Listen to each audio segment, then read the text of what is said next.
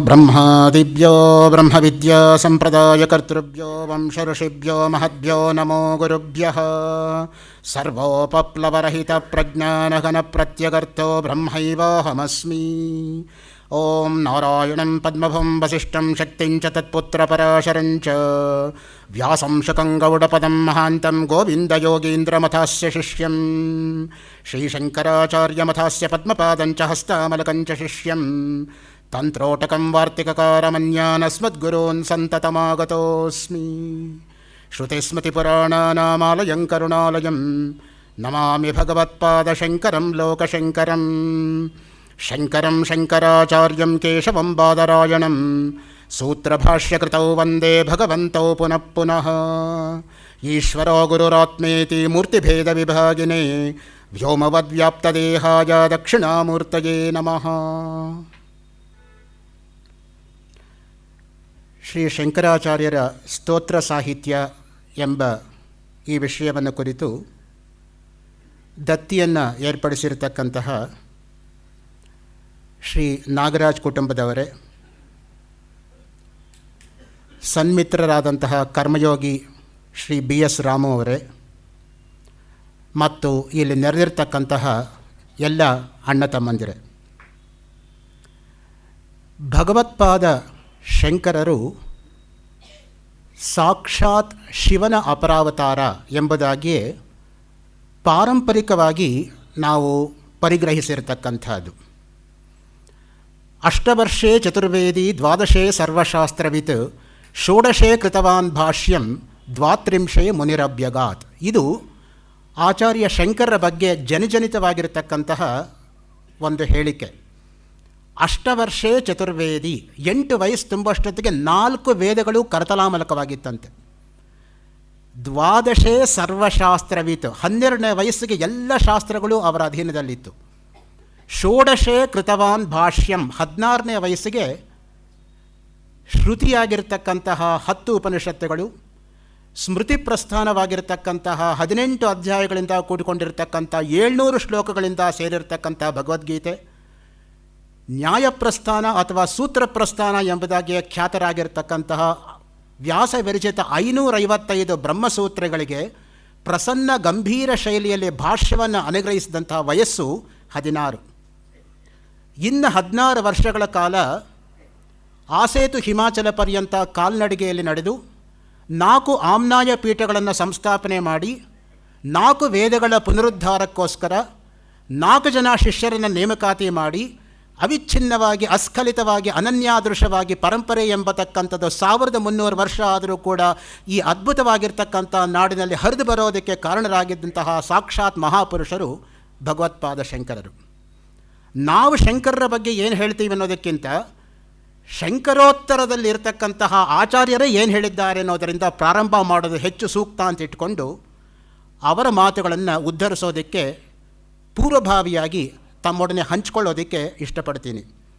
ವಿದ್ಯಾರಣ್ಯರು ಅಪರೋಕ್ಷಾನುಭೂತಿ ದೀಪಿಕೆಯಲ್ಲಿ ಹೇಳುವ ಹಾಗೆ, ನಮಸ್ತಸ್ಮೈ ಭಗವತೆ ಶಂಕರಾಚಾರ್ಯ ರೂಪಿಣೆ ಯೇನ ವೇದಾಂತ ವಿದ್ಯೇಯಂ ಉದ್ಧೃತ ವೇದಸಾಗರಾತ್. ಯಾರಿಂದ ವೇದ ಎಂಬ ಸಮುದ್ರವು ವೇದಾಂತ ವಿದ್ಯೆ ಮೇಲಕ್ಕೆ ತರಲ್ಪಟ್ಟಿತೋ ಅಂತಹ ಶಂಕರಾಚಾರ್ಯ ರೂಪವಾದ ಭಗವಂತನಾದ ಶಂಕರನಿಗೆ ಶಂ ಮಂಗಳವನ್ನುಂಟು ಮಾಡತಕ್ಕಂಥ ಶಂಕರನಿಗೆ ನಮಸ್ಕಾರ. ಮಧುಸೂದನ ಸರಸ್ವತಿಗಳು ವೇದಾಂತ ಕಲ್ಪಲತಿಕಾ ಗ್ರಂಥದಲ್ಲಿ ಈ ರೀತಿಯಾಗಿ ಅಭಿಪ್ರಾಯಪಡ್ತಾರೆ.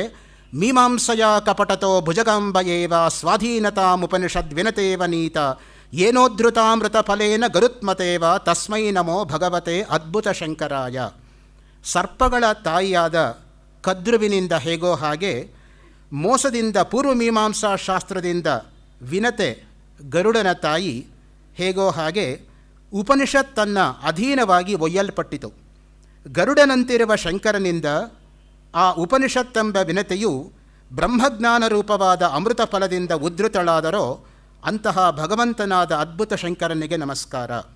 ಸರ್ವಜ್ಞಾತ್ಮ ಮುನಿಗಳು ಸಂಕ್ಷೇಪ ಶಾರೀರಕದಲ್ಲಿ ಈ ರೀತಿಯಾಗಿ ಭಿನ್ನವಿಸ್ಕೋತಾ ಇದ್ದಾರೆ. ವಕ್ತಾರ ಮಾಸಾದ್ಯ ಯಮೇವ ನಿತ್ಯ ಸರಸ್ವತಿ ಸ್ವಾರ್ಥ ಸಮನ್ವಿತಾಸೀತ್ ನಿರಸ್ತ ದುಸ್ತರ್ಕ ಕಲಂಕ ಪಂಕ ನಮಾಮಿತಂ ಶಂಕರಂ ಅರ್ಚಿತಾಂಗ್ರಿಂ. ಯಾವಾತನನ್ನೇ ವಕ್ತೃವನ್ನಾಗಿ ಪಡೆದು ನಿತ್ಯವಾದ ವೇದಾಂತ ಎಂಬ ವಾಕ್ ಸರಸ್ವತಿಯು ದುಷ್ಟವಾದ ತರ್ಕ ಕಲಂಕ ಎಂಬ ಕೆಸರನ್ನು ನಿರಸನ ಮಾಡಿದವಳಾಗಿ ತನ್ನ ವಾಸ್ತವಿಕವಾದ ಅರ್ಥದಿಂದ ಸಮನ್ವಿತಳಾದಳೋ ಅಂತಹ ಪೂಜಿತರಾದ ಪಾದಗಳುಳ್ಳ ಶಂಕರಾಚಾರ್ಯರನ್ನು ನಮಸ್ಕರಿಸುತ್ತೇನೆ. ಅಮಲಾನಂದರು ಕಲ್ಪತರು ವ್ಯಾಖ್ಯಾನದಲ್ಲಿ ವೇದಾಂತಾರ್ಥ ತದಾಭಾಸ ಕ್ಷೀರನೀರ ವಿವೇಕಿನಂ ನಮಾಮಿ ಭಗವತ್ಪಾದಂ ಪರಹಂಸ ದುರಂಧರಂ. ಉಪನಿಷತ್ತುಗಳ ಅರ್ಥ ಮತ್ತು ಅರ್ಥಾಭಾಸ ಎಂಬ ಹಾಲು ಮತ್ತು ನೀರನ್ನು ಬೇರ್ಪಡಿಸಿದವರು ಪರಮಹಂಸ ಶ್ರೇಷ್ಠರು, ಉತ್ತಮವಾದ ಹಂಸಶ್ರೇಷ್ಠರೂ ಆದ ಶಂಕರ ಭಗವತ್ಪಾದರನ್ನು ನಮಿಸುತ್ತೇನೆ. ಚಿತ್ಸುಕಾಚಾರ್ಯರು ಭಗವತ್ಪಾದ ಪಾದಾಬ್ಜ ಪಾಂಸವಸ್ಸಂತು ಸಂತತಂ ಅಪಾರ ಅಸಾರ ಸಂಸಾರ ಸಾಗರೋತ್ತಾರ ಸೇತವಃ. ಕೊನೆಯಿಲ್ಲದುದು ಸಾರರಹಿತವಾದುದು ಆದ ಸಂಸಾರ ಎಂಬ ಸಾಗರವನ್ನು ದಾಟುವುದರಲ್ಲಿ ಸೇತುಗಳಾಗಿರುವ ಶಂಕರಾಚಾರ್ಯರ ಪಾದಕಮಲಗಳ ಪರಾಗಗಳು ನಿರಂತರವಾಗಿ ನನಗೆ ಉಂಟಾಗಲಿ. ಸದಾಶಿವ ಬ್ರಹ್ಮೇಂದ್ರರು ಬ್ರಹ್ಮಸೂತ್ರ ವೃತ್ತಿಯಲ್ಲಿ ಈ ರೀತಿಯಾಗಿ ಹೇಳ್ತಾರೆ. ಸುಮಾರು 6-7 ತಿಂಗಳ ಕೆಳಗೆ ಸದಾಶಿವ ಬ್ರಹ್ಮೇಂದ್ರರನ್ನು ಕುರಿತು 5 ದಿನಗಳ ಕಾಲ ಉಪನ್ಯಾಸ ಮಾಡ್ತಕ್ಕಂಥ ನನ್ನ ಸೌಭಾಗ್ಯ ಈ ವೇದಿಕೆಯಲ್ಲಿ ಆಗಿತ್ತು ಅನ್ನೋದನ್ನು ವಿನಮ್ರವಾಗಿ ಇಲ್ಲಿ ಸ್ಮರಿಸ್ಕೊಳ್ಳೋದಕ್ಕೆ ಇಷ್ಟಪಡ್ತೀನಿ. ಸ್ತುವನ್ಮೋಹ ತಮಸ್ತೋಮ ಭಾನುಭಾವ ಮುಪೇಯುಷಃ ಸ್ತುಮಸ್ತಾನ್ ಭಗವತ್ಪಾದಾನ್ ಭವರೋಗ ಭಿಷಗ್ವರಾನ್. ಸ್ತೋತ್ರ ಮಾಡುವವರ ಮೋಹಾಂಧಕಾರ ರಾಶಿಯ ಸೂರ್ಯ ರೂಪವನ್ನು ಹೊಂದಿದವರು, ಸಂಸಾರ ಎಂಬ ರೋಗದ ವೈದ್ಯ ಶ್ರೇಷ್ಠರೂ ಆದ ಶಂಕರ ಭಗವತ್ಪಾದರನ್ನು ಸ್ತುತಿಸುತ್ತೇನೆ. ವಾಚಸ್ಪತಿ ಮಿಶ್ರರು ಭಾಮತಿ ಪ್ರಸ್ಥಾನ ಪ್ರಾರಂಭದಲ್ಲಿ ಮಂಗಳ ಶ್ಲೋಕದಲ್ಲಿ ಈ ರೀತಿಯಾಗಿ ಭಗವತ್ಪಾದ ಶಂಕರರನ್ನು ಸ್ತುತಿಸಿದ್ದಾರೆ. ಆಚಾರ್ಯ ಕೃತಿ ನಿವೇಶನಮಪಿ ಅವಧೂತಂ ವಚೋ ಅಸ್ಮದಾದೀನಾಂ ರಥ್ಯೋದಕಮಿವ ಗಂಗಾ ಪ್ರವಾಹ ಪಾತಃ ಪವಿತ್ರಯತಿ. ಶಂಕರಾಚಾರ್ಯರ ಗ್ರಂಥವನ್ನು ಪ್ರವೇಶಿಸುವುದು ನಮ್ಮಂತಹವರ, ವಾಚಸ್ಪತಿ ಮಿಶ್ರರು ಆ ಮಹಾತ್ಮರು ಹೇಳ್ತಕ್ಕಂಥ ಮಾತು, ನಮ್ಮಂತಹವರ ಕಲುಷಿತವಾದ ಮಾತನ್ನೂ ಕೂಡ ಗಂಗಾ ನದಿಯ ಪ್ರವಾಹದಲ್ಲಿ ಸೇರುವಿಕೆಯಿಂದ ಹೇಗೆ ಕಲುಷಿತ ನೀರು ಪವಿತ್ರವಾಗುತ್ತದೆಯೋ ಆ ರೀತಿ ಆಗಲಿ. ವಾಚಸ್ಪತಿ ಮಿಶ್ರರೇ ತಮ್ಮ ಮಾತು ಕಲುಷಿತ ನೀರು ಅಂದ್ಬಿಟ್ರೆ ಇನ್ನು ನಮ್ಮ ಗತಿ ಏನಾಗಬೇಕು? ಭಾಮತಿ ಪ್ರಸ್ಥಾನ ಕರ್ತೃಗಳು ಸಮಸ್ತವಾಗಿರ್ತಕ್ಕಂಥ ಶಾಸ್ತ್ರ ಪಾಂಡಿತ್ಯ ಉಳ್ಳವರು, ಸರ್ವತಂತ್ರ ಸ್ವತಂತ್ರ ಎಂಬ ಬಿರುದಾಂಕಿತರಾಗಿರ್ತಕ್ಕಂಥವರು, ಅವರು ಎಷ್ಟು ಗೌರವವಾಗಿ ಶಂಕರ ಭಗವತ್ಪಾದರನ್ನು ಸ್ಮರಿಸ್ತಾರೆ ನೋಡಿ. ನಮ್ಮದು ಬೀದಿಲಿ ಹರಿತಕ್ಕಂತಹ ಕೊಚ್ಚೆ ನೀರು, ಭಗವತ್ಪಾದ ಶಂಕರರ ಮಾತು ಅನ್ನೋದು ಗಂಗಾ ಸಮಾನವಾಗಿರ್ತಕ್ಕಂಥ ಪವಿತ್ರವಾಗಿರೋ ನೀರು, ಈ ಕೊಚ್ಚೆ ನೀರು ಹೋಗಿ ಆ ಗಂಗೆಗೆ ಸೇರಿದ್ರೆ ಇದು ಗಂಗೆನೇ ಆಗಿಬಿಡೋ ಹಾಗೆ ನನ್ನ ಮಾತು ಕೂಡ ಅವರೊಂದಿಗೆ ಸೇರಿ ಪುನೀತವಾಗಲಿ ಅಂತ ಅವರು ಪ್ರಾರ್ಥಿಸ್ಕೊಳ್ತಾ ಇರತಕ್ಕಂಥದ್ದು. ಶೃಂಗೇರಿ ಶಾರದಾ ಪೀಠದ 34ನೇ ಜಗದ್ಗುರುಗಳಾಗಿದ್ದಂತಹ, ಸ್ವಯಂ ಜೀವನ್ಮುಕ್ತರಾದಂತಹ, ಸದಾ ಅಧ್ಯಾತ್ಮ ಧ್ಯಾನ ನಿರತರಾದಂತಹ ಅವಧೂತ ಶಿರೋಮಣಿಗಳಾದಂತಹ ಶ್ರೀ ಶ್ರೀ ಶ್ರೀ ಚಂದ್ರಶೇಖರ ಭಾರತೀ ಮಹಾಸ್ವಾಮಿಗಳು ಶಂಕರಾಚಾರ್ಯರ ಬಗ್ಗೆ ಏನು ಹೇಳ್ತಾರೆ ನೋಡಿ. ಶಂಪಾಲತಾ ಸದೃಶಭಾಸ್ವರ ದೇಹಯುಕ್ತ ಸಂಪಾದಯಾಮ್ಯಖಿಲ ಶಾಸ್ತ್ರಧಿಯಂ ಕದಾವ ಶಂಕಾ ನಿವಾರಣ ಪಟೋ ನಮತಾಂ ನರಾಣಾಂ ಶ್ರೀಶಂಕರಾರ್ಯ ಮಮ ದೇಹಿ ಪದಾವಲಂಬಂ. ಮಿಂಚಿನ ಬಳ್ಳಿಗೆ ಸಮನಾದ ದೇಹಕಾಂತಿಯುಳ್ಳವರೇ, ಸಕಲ ಶಾಸ್ತ್ರ ಪಾರಂಗತ್ಯವನ್ನು ನಾನು ಯಾವಾಗ ಪಡೆಯುತ್ತೇನೆ? ನೋಡಿ, ಜೀವನದಲ್ಲಿ ಒಂದು ಶಾಸ್ತ್ರ ಪಾರಂಗತ್ಯ ಪಡ್ಕೊಳ್ಳೋದು ಕಷ್ಟ. ಏಕಸ್ಮಿನ್ ಜನ್ಮನಿ ಏಕಮೇವ ಶಾಸ್ತ್ರಂ. ಅದಕ್ಕೆ ನಮ್ಮಲ್ಲಿರೋದು 365 ದಿವಸನೂ ಓದಿದ್ರು, ಒಬ್ಬ ಮನುಷ್ಯ 100 ವರ್ಷ ಬದುಕಿದ್ರೂ ಕೂಡ, ದಿನಕ್ಕೆ 1 ಗ್ರಂಥ ಓದಿದ್ರೂ ಕೂಡ ಒಂದು ಶಾಸ್ತ್ರದಲ್ಲಿ ಪಾಂಡಿತ್ಯವನ್ನು ಕಳಿಸ್ಕೊಳ್ಳೋದು ಕಷ್ಟ. ಹಾಗಿರುವಾಗ ಎಲ್ಲ ಶಾಸ್ತ್ರಗಳ ಪಾಂಡಿತ್ಯವನ್ನು ತಾವು ಹೇಗಪ್ಪ ಪಡೆದ್ರಿ? ನಮಸ್ಕರಿಸಿದ ಭಕ್ತರ ಶಂಕೆಯನ್ನು ಹೋಗಲಾಡಿಸುವ ಶಂಕರಾಚಾರ್ಯ ಗುರುವೇ, ಪಾದಾವಲಂಬನವನ್ನು ದಯಮಾಡಿ ನನಗೆ ಕರುಣಿಸು. ಇದು ಚಂದ್ರಶೇಖರ ಭಾರತೀ ಮಹಾಸ್ವಾಮಿಗಳು ಶಂಕರರ ಬಗ್ಗೆ ಹೇಳಿರ್ತಕ್ಕಂಥ ಮಾತು. ಮಹಾಮಹೋಪಾಧ್ಯಾಯ ಎನ್ ರಂಗನಾಥ್ ಶರ್ಮರು ಶಂಕರ ಚರಿತಾಮೃತಂ ಅಂತ 100ಕ್ಕಿಂತ ಹೆಚ್ಚು ಶ್ಲೋಕಗಳನ್ನು ಶಂಕರಾಚಾರ್ಯರ ಮೇಲೆ ರಚನೆ ಮಾಡಿದ್ದಾರೆ. ಅದರಲ್ಲಿ ಒಂದು ಶ್ಲೋಕವನ್ನು ಮಾತ್ರ ತಮ್ಮ ಮುಂದೆ ಇಡ್ತೀನಿ. ನಮೋಸ್ತು ಗುರವೇ ತುಭ್ಯಂ ಯೇನ ವೇದಾಃ ಸುರಕ್ಷಿತಾಃ ಯೇನ ಭಾರತ ದೇಶೋಯಂ ಏಕರಾಷ್ಟ್ರೀಕೃತ ಸ್ವಯಂ. ರಂಗನಾಥ್ ಶರ್ಮರ ಕಾಂಪೋಸಿಷನ್ ಇದು. ವೇದಗಳನ್ನು ಸಂರಕ್ಷಿಸಿದ ಗುರುಗಳಾದ ನಿಮಗೆ ನಮಸ್ಕಾರ. ಯಾವ ರೀತಿ ಬಂತಿದು? ಆಚಾರ್ಯರ ಸೋಪಾನ ಪಂಚಕ ಮೊದಲನೇ ಶ್ಲೋಕ ತೆಗೆದು ನೋಡಿ. ವೇದೋ ನಿತ್ಯಮಧೀಯತಾಂ ತದಿದಂ ಕರ್ಮಸ್ವನುಷ್ಠೀಯತಾಂ ತೇನೇಶಸ್ಯ ವಿಧೀಯತಾಂ ಅಪಚಿತಿ ಕಾಮ್ಯೇ ಮತಿಸ್ತ್ಯಜ್ಯತಾಂ ಪಾಪೌಗ ಪರಿಧೂಯತಾಂ ಭವಸುಖೇ ದೋಷೋ ನ ಸಂಧೀಯತಾಂ ಆತ್ಮೇಚ್ಛಾ ವಿನಿಗಮ್ಯತಾಂ ನಿಜಗೃಹಾತ್ ತೂರ್ಣಂ ವಿನಿರ್ಗಮ್ಯತಾಂ.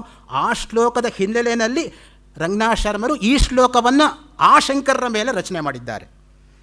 ವೇದಗಳನ್ನು ಸಂರಕ್ಷಿಸಿದ ಗುರುಗಳಾದ ನಿಮಗೆ ನಮಸ್ಕಾರ.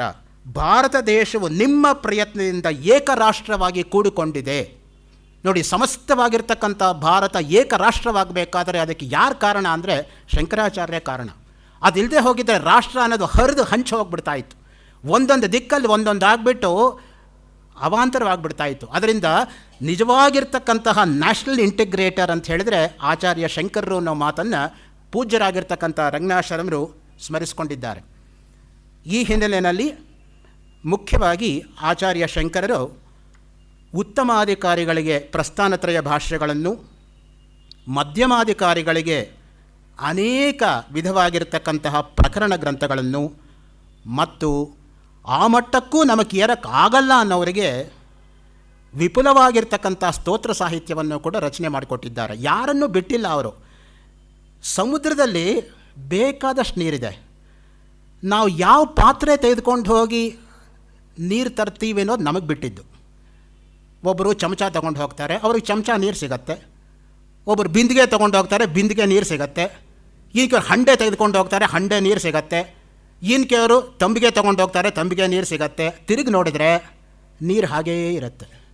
ಒಂಚೂರು ಕಡಿಮೆನೇ ಆಗಿಲ್ವೇನೋ ಅನ್ನೋ ತರಹ. ಹಾಗೆ ಆಚಾರ್ಯ ಶಂಕರರ ಕೃತಿಗಳು ಹಾಗೇ ಇದೆ. ಏನು ಹೇಳೋದು ಏನು ಬಿಡೋದು ಅನ್ನೋದೇ ನನಗೊಂಥರ ಗಾಬರಿ ಆಗತ್ತೆ. ಎಲ್ಲಿ ಅಪಚಾರ ಮಾಡ್ತಾ ಇದ್ದೀನೋ ಶಂಕರರಿಗೆ ಅಂತ. ಯಾಕೆ ಅಂತ ಹೇಳಿದ್ರೆ ಹೇಳ್ತಕ್ಕಂಥದ್ದು ಇಷ್ಟಿದ್ರೆ ಬಿಟ್ಟು ಹೋಗಿರೋದು ಅಷ್ಟಿರುತ್ತೆ. ಸೊ ಅದಕ್ಕೆ ಇಲ್ಲಿಗೆ ಬರೋಕ್ಕೆ ಮುಂಚೆ, ಇಲ್ಲಿಂದ ಬಿಡೋಕ್ಕೆ ಆಮೇಲೆ ನಾನು ಪ್ರಾರ್ಥನೆ ಮಾಡೋದು, ಇವತ್ತು ನಾನು ಏನೇನು ಅಪರಾಧ ಮಾಡಿದರೆ ಎಲ್ಲ ದಯವಿಟ್ಟು ಕ್ಷಮಿಸಿಬಿಡಪ್ಪ ನೀನೇ ಶಂಕರ ಅಂತ. ಯಾಕೆ ಅಂತ ಹೇಳಿದ್ರೆ ನಾವು ಹೇಳೋದಕ್ಕಿಂತ ಬಿಟ್ಟಿರೋದೇ ಜಾಸ್ತಿ ಇರುತ್ತೆ ನೋಡಿ. ಅದಕ್ಕೆ ನಮ್ಮ ರಾಷ್ಟ್ರಪತಿಗಳಾಗಿದ್ದಂಥ ಡಾಕ್ಟರ್ ಎಸ್ ರಾಧಾಕೃಷ್ಣನ್ ಬರೀತಾರೆ, one sees in Shankaracharya the youth on fire with intellectual ambition, a stiff and intrepid debater. Another regards him as a shrewd political genius, attempting to impress on the people a sense of unity. For a third person, he is a calm philosopher, engaged in the single effort to expose the contradictions of life and thought with an unimaginable incisiveness. For a fourth, he is the mystic who declares that we are all greater than we know. ಇದು ರಾಧಾಕೃಷ್ಣನ್ ಅವರು ಶಂಕರರ ಬಗ್ಗೆ ಹೇಳಿರ್ತಕ್ಕಂಥದ್ದು. ಅದನ್ನೇ ಸ್ವಲ್ಪ ಮುಂದುವರೆಸೋದಾದರೆ sister Nivedita ಹೇಳ್ತಾರೆ ನೋಡಿ, western people can hardly imagine a personality like that of Shankaracharya. We contemplate with wonder and delight the devotion of Francis of Assisi, the intellect of Abelard, the virile force and freedom of Martin Luther, and the political efficiency of Ignatius Loyola. But who could imagine all those things united in one person, Shankaracharya? ಇದು sister Nivedita ಹೇಳಿರ್ತಕ್ಕಂಥ ಮಾತು. Justice Shelat, Bombay high court justice ಹೇಳ್ತಾರೆ, Shankara presents a unique combination of two qualities generally found separated. There are those who ascend to the heights of physical discipline and intellectual analysis and success in communing with the infinite. Others reach the same height through love, compassion and faith.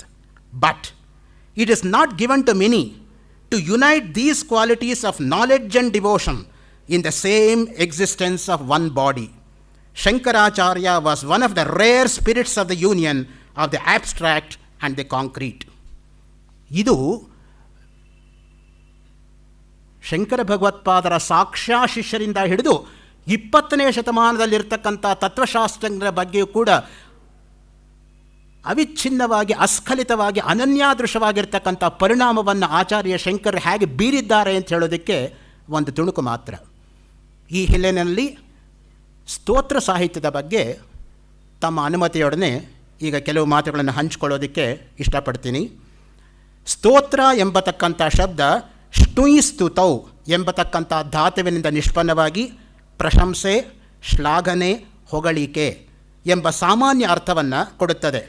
ಗುಣನಿಷ್ಠ ಗುಣಾಭಿಧಾನಂ Stotram ಎಂಬುದಾಗಿ ವ್ಯಕ್ತಿಯಲ್ಲಿ ಅಥವಾ ವಸ್ತುವಿನಲ್ಲಿ ನಿಜವಾಗಿರುವ ಗುಣಗಳ ಯಥಾವತ್ತಾದ ನಿರೂಪಣೆಯೇ ಸ್ತೋತ್ರ ಎಂಬುದಾಗಿ ಸ್ತೋತ್ರ ಲಕ್ಷಣವನ್ನು ಪ್ರತಿಪಾದನೆ ಮಾಡ್ತಾರೆ. ದೇವಿ ಭಾಗವತ 9:48-126ರಲ್ಲಿ ಸ್ತೋತ್ರಾಣಾಂ ಲಕ್ಷಣಂ ವೇದೆ ಸ್ವಭಾವಾಖ್ಯಾನ ತತ್ಪರಂ ಎಂಬುದಾಗಿ ನಿಷ್ಕರ್ಷ ಇದೆ. ಹಾಗೆಯೇ ವಿಷ್ಣು ಸಹಸ್ರನಾಮ ಭಾಷ್ಯದಲ್ಲಿ 781ನೇ ಶಬ್ದದ ಮೇಲೆ ಪ್ರಸನ್ನ ಗಂಭೀರ ಭಾಷ್ಯದಲ್ಲಿ 16ನೇ ವಯಸ್ಸಿನಲ್ಲಿ ಅನುಗ್ರಹಿಸಿರ್ತಕ್ಕಂಥ ಶಂಕರರೇ ಏನು ಹೇಳ್ತಾರೆ ಸ್ತೋತ್ರದ ಬಗ್ಗೆ ನೋಡಿ. ಗುಣ ಸಂಕೀರ್ತನಾತ್ಮಕಂ ಸ್ತೋತ್ರಂ. ಯಾವುದಾದ್ರೂ ಒಂದು ಗುಣವನ್ನು ಕೀರ್ತನೆ ಮಾಡ್ತಕ್ಕಂಥದ್ದು, ಹೊಗಳ್ತಕ್ಕಂಥದ್ದು, ಅದು ಸ್ತೋತ್ರ ಅಂತ. ಅದಕ್ಕೆ ನಮ್ಮಲ್ಲಿರ್ತಕ್ಕಂಥದ್ದು ನೋಡಿ ಸ್ತೋತ್ರ ಪಠಣ, ಅದಕ್ಕೆ ಸ್ತೋತ್ರ ಪಾರಾಯಣ. ಪಾರಾಯಣ ಪದ್ಧತಿಯೂ ಕೂಡ ನವವಿಧ ಭಕ್ತಿಯಲ್ಲಿ ಒಂದು ನೋಡಿ ತದೇಕ ಚಿತ್ತವಾಗಿ ನಾವು ಅದನ್ನೇ ಸ್ಮರಣೆ ಮಾಡ್ತಾ ಇರಬೇಕು. ಸೊ ಆಸುಪ್ತೇ ಆಮೃತೆ ಕಾಲಂ ನಯೇದ್ ವೇದಾಂತ ಚಿಂತಯ ಅಂತ ಅದಕ್ಕೆ ನಾವು ಹೇಳ್ತಕ್ಕಂಥದ್ದು. ಮಲಗಿ ನಿದ್ದೆ ಮಾಡುವಾಗಿಂತ ಹಿಡಿದು ಕೊನೆ ಉಸಿರು ಎಳೆಯೋ ತನಕ ವೇದಾಂತ ಚಿಂತನೆಯಲ್ಲೇ ನಮ್ಮಲ್ಲಿ ನಾವು ತೊಡಗಿಸ್ಕೋಬೇಕು. ಆದರೆ ಅನ್ಯಾಯವಾಗಿ ನಾವು ಚಿಂತೆಯಲ್ಲೇ ತೊಡಗಿಸ್ಕೋತೇವೆ ಹೊರತು ಚಿಂತನೆ ಇಲ್ಲ ನಮಗೆ. ಅದಕ್ಕೆ ಆಕಾಶವಾಣಿಯಲ್ಲಿ ಚಿಂತನ ಅಂತ ಒಂದು ಕಾರ್ಯಕ್ರಮ ಬರುತ್ತೆ ಈಗಲೂ ಕೂಡ. ಆದರೆ ಎಷ್ಟೋ ಜನ ಮನೇಲಿ ಈಗ ರೇಡಿಯೋನೇ ಇಲ್ಲ. ಹಾಗಾಗಿ ಏನು ಚಿಂತನಾನೋ ಯಾರಿಗೆ ಗೊತ್ತು. ಮಕ್ಕಳಿಗೆ ರೇಡಿಯೋ ಅಂದರೆ ಏನು ಅಂತ ಕೇಳೋ ಸ್ಥಿತಿ ಬಂದಿದೆ ಈಗ. ಮ್ಯೂಸಿಯಂನಲ್ಲಿ ತೋರಿಸ್ತಕ್ಕಂಥ ವಸ್ತು ತರಹ ಆಗಿದೆ. ಯಾಕಂದರೆ ಎಲ್ಲರೂ ಟಿ ವಿ ಮುಂದೆ ಟಿ ವಿಯಾಗಿ ಕೂತಿರ್ತೀವಲ್ಲ. ಹಾಗಿರುವಾಗ ರೇಡಿಯೋ ಯಾರಿಗೆ ಗೊತ್ತು. ಸ್ತೋತ್ರಂ ಲೌಕಿಕೋ ಗುಣಾನುವಾದ. ಭಾಸ್ಕರ್ ರಾಯರು ಲಲಿತಾ ಸಹಸ್ರನಾಮದ ಮೇಲೆ ಭಾಷ್ಯವನ್ನು ಅನುಗ್ರಹಿಸ್ತಾ ಸ್ತುತಿಪ್ರಿಯ ಎಂಬತಕ್ಕಂಥ 927ನೇ ನಾಮದ ಮೇಲೆ ಭಾಷ್ಯವನ್ನು ಬರೀತಾ ಸ್ತೋತ್ರಂ ಲೌಕಿಕೋ ಗುಣಾನುವಾದ, ಲೋಕದಲ್ಲಿರ್ತಕ್ಕಂಥ ಗುಣವನ್ನು ಅನುವಾದ ಮಾಡ್ತಕ್ಕಂಥದ್ದು ಸ್ತೋತ್ರ ಎಂಬುದಾಗಿ ಭಾಸ್ಕರ್ ರಾಯರು ಹೇಳ್ತಾರೆ. ಇನ್ನು ಸ್ತೋತ್ರದಲ್ಲಿ ಪ್ರಕಾರಗಳಿದೆ ನೋಡಿ. ಅಕ್ಷರಮಾಲಾ ಸ್ತೋತ್ರ, ನಕ್ಷತ್ರಮಾಲಾ ಸ್ತೋತ್ರ, ಮಂತ್ರಮಾತೃಕಾ ಸ್ತೋತ್ರ, ಅಷ್ಟಕ, ಶತಕ, ಈ ರೀತಿಯಾಗಿ ಸ್ತೋತ್ರಗಳಲ್ಲಿ ಅನೇಕ ವಿಧ ಇದೆ. ಸಗುಣಂ ಮೂರ್ತಿ ಧ್ಯಾನಂ, ನಿರ್ಗುಣಂ ಆತ್ಮಯಾಥಾತ್ಮ್ಯಂ. ಶಾಂಡಿಲ್ಯೋಪನಿಷತ್ತು ಸ್ತೋತ್ರ ಅನ್ನೋದಕ್ಕೆ ಎಷ್ಟು ಚೆನ್ನಾಗಿ ವ್ಯಾಖ್ಯಾನ ಮಾಡುತ್ತೆ ನೋಡಿ. ಸಗುಣಂ ಮೂರ್ತಿ ಧ್ಯಾನಂ, ಎದುರುಗಡೆ ಇರತಕ್ಕಂಥ ಒಂದು ಮೂರ್ತಿಯನ್ನು ತದೇಕ ಚಿತ್ತವಾಗಿ ಧ್ಯಾನ ಮಾಡ್ತಕ್ಕಂಥದ್ದು ಸ್ತೋತ್ರ. ನಿರ್ಗುಣಂ ಆತ್ಮಯಾಥಾತ್ಮ್ಯಂ, ನಮ್ಮ ಆತ್ಮದ ಯಥಾವತ್ ಸ್ಥಿತಿಯನ್ನು ಅನುಸಂಧಾನ ಮಾಡ್ತಕ್ಕಂಥದ್ದು ನಿರ್ಗುಣದ ಮಟ್ಟದಲ್ಲಿ. ಅದಕ್ಕೇ ಅನಾತ್ಮಶ್ರೀ ನಿಗರ್ಹಣಂ ಅಂತಾನೂ ಆಚಾರ್ಯ ಶಂಕರ್ ಒಂದು ಸ್ತೋತ್ರವನ್ನು ಅನುಗ್ರಹಿಸಿದ್ದಾರೆ. ಸ್ತೋತ್ರ ಪ್ರಕಾರಗಳಲ್ಲಿ ಮತ್ಸ್ಯ ಪುರಾಣದ ಪ್ರಕಾರ ದ್ರವ್ಯಸ್ತೋತ್ರಂ, ಗುಣಸ್ತೋತ್ರಂ, ಕರ್ಮಸ್ತೋತ್ರಂ, ತಥೈವ ಅಭಿಜನ ಸ್ತೋತ್ರಂ, ಸ್ತೋತ್ರಮೇನಂ ಚತುರ್ವಿಧಂ. 4 ರೀತಿಯಾಗಿರ್ತಕ್ಕಂಥ ಸ್ತೋತ್ರ ಇದೆ ಅಂತ ಮತ್ಸ್ಯ ಪುರಾಣ 145ನೇ ಅಧ್ಯಾಯ 60ನೇ ಶ್ಲೋಕ ಪ್ರತಿಪಾದನೆ ಮಾಡುತ್ತೆ. ಭಾಸ್ಕರಾಯರು ಮತ್ತೆ ಲಲಿತಾ ಸಹಸ್ರನಾಮದ ಮೇಲೆ ವ್ಯಾಖ್ಯಾನ ಮಾಡ್ತಾ ನಮಸ್ಕಾರ ತಥಾಶೀಶ್ಚ ಸಿದ್ಧಾಂತೋಕ್ತಿ ಪರಾಕ್ರಮ ವಿಭೂತಿ ಪ್ರಾರ್ಥನಾ ಚೇತಿ ಷಡ್ವಿಧಂ ಸ್ತೋತ್ರ ಲಕ್ಷಣಂ. 6 ರೀತಿಯಾಗಿ ಸ್ತೋತ್ರದ ಲಕ್ಷಣ ಅಂತ ಹೇಳ್ತಾರೆ.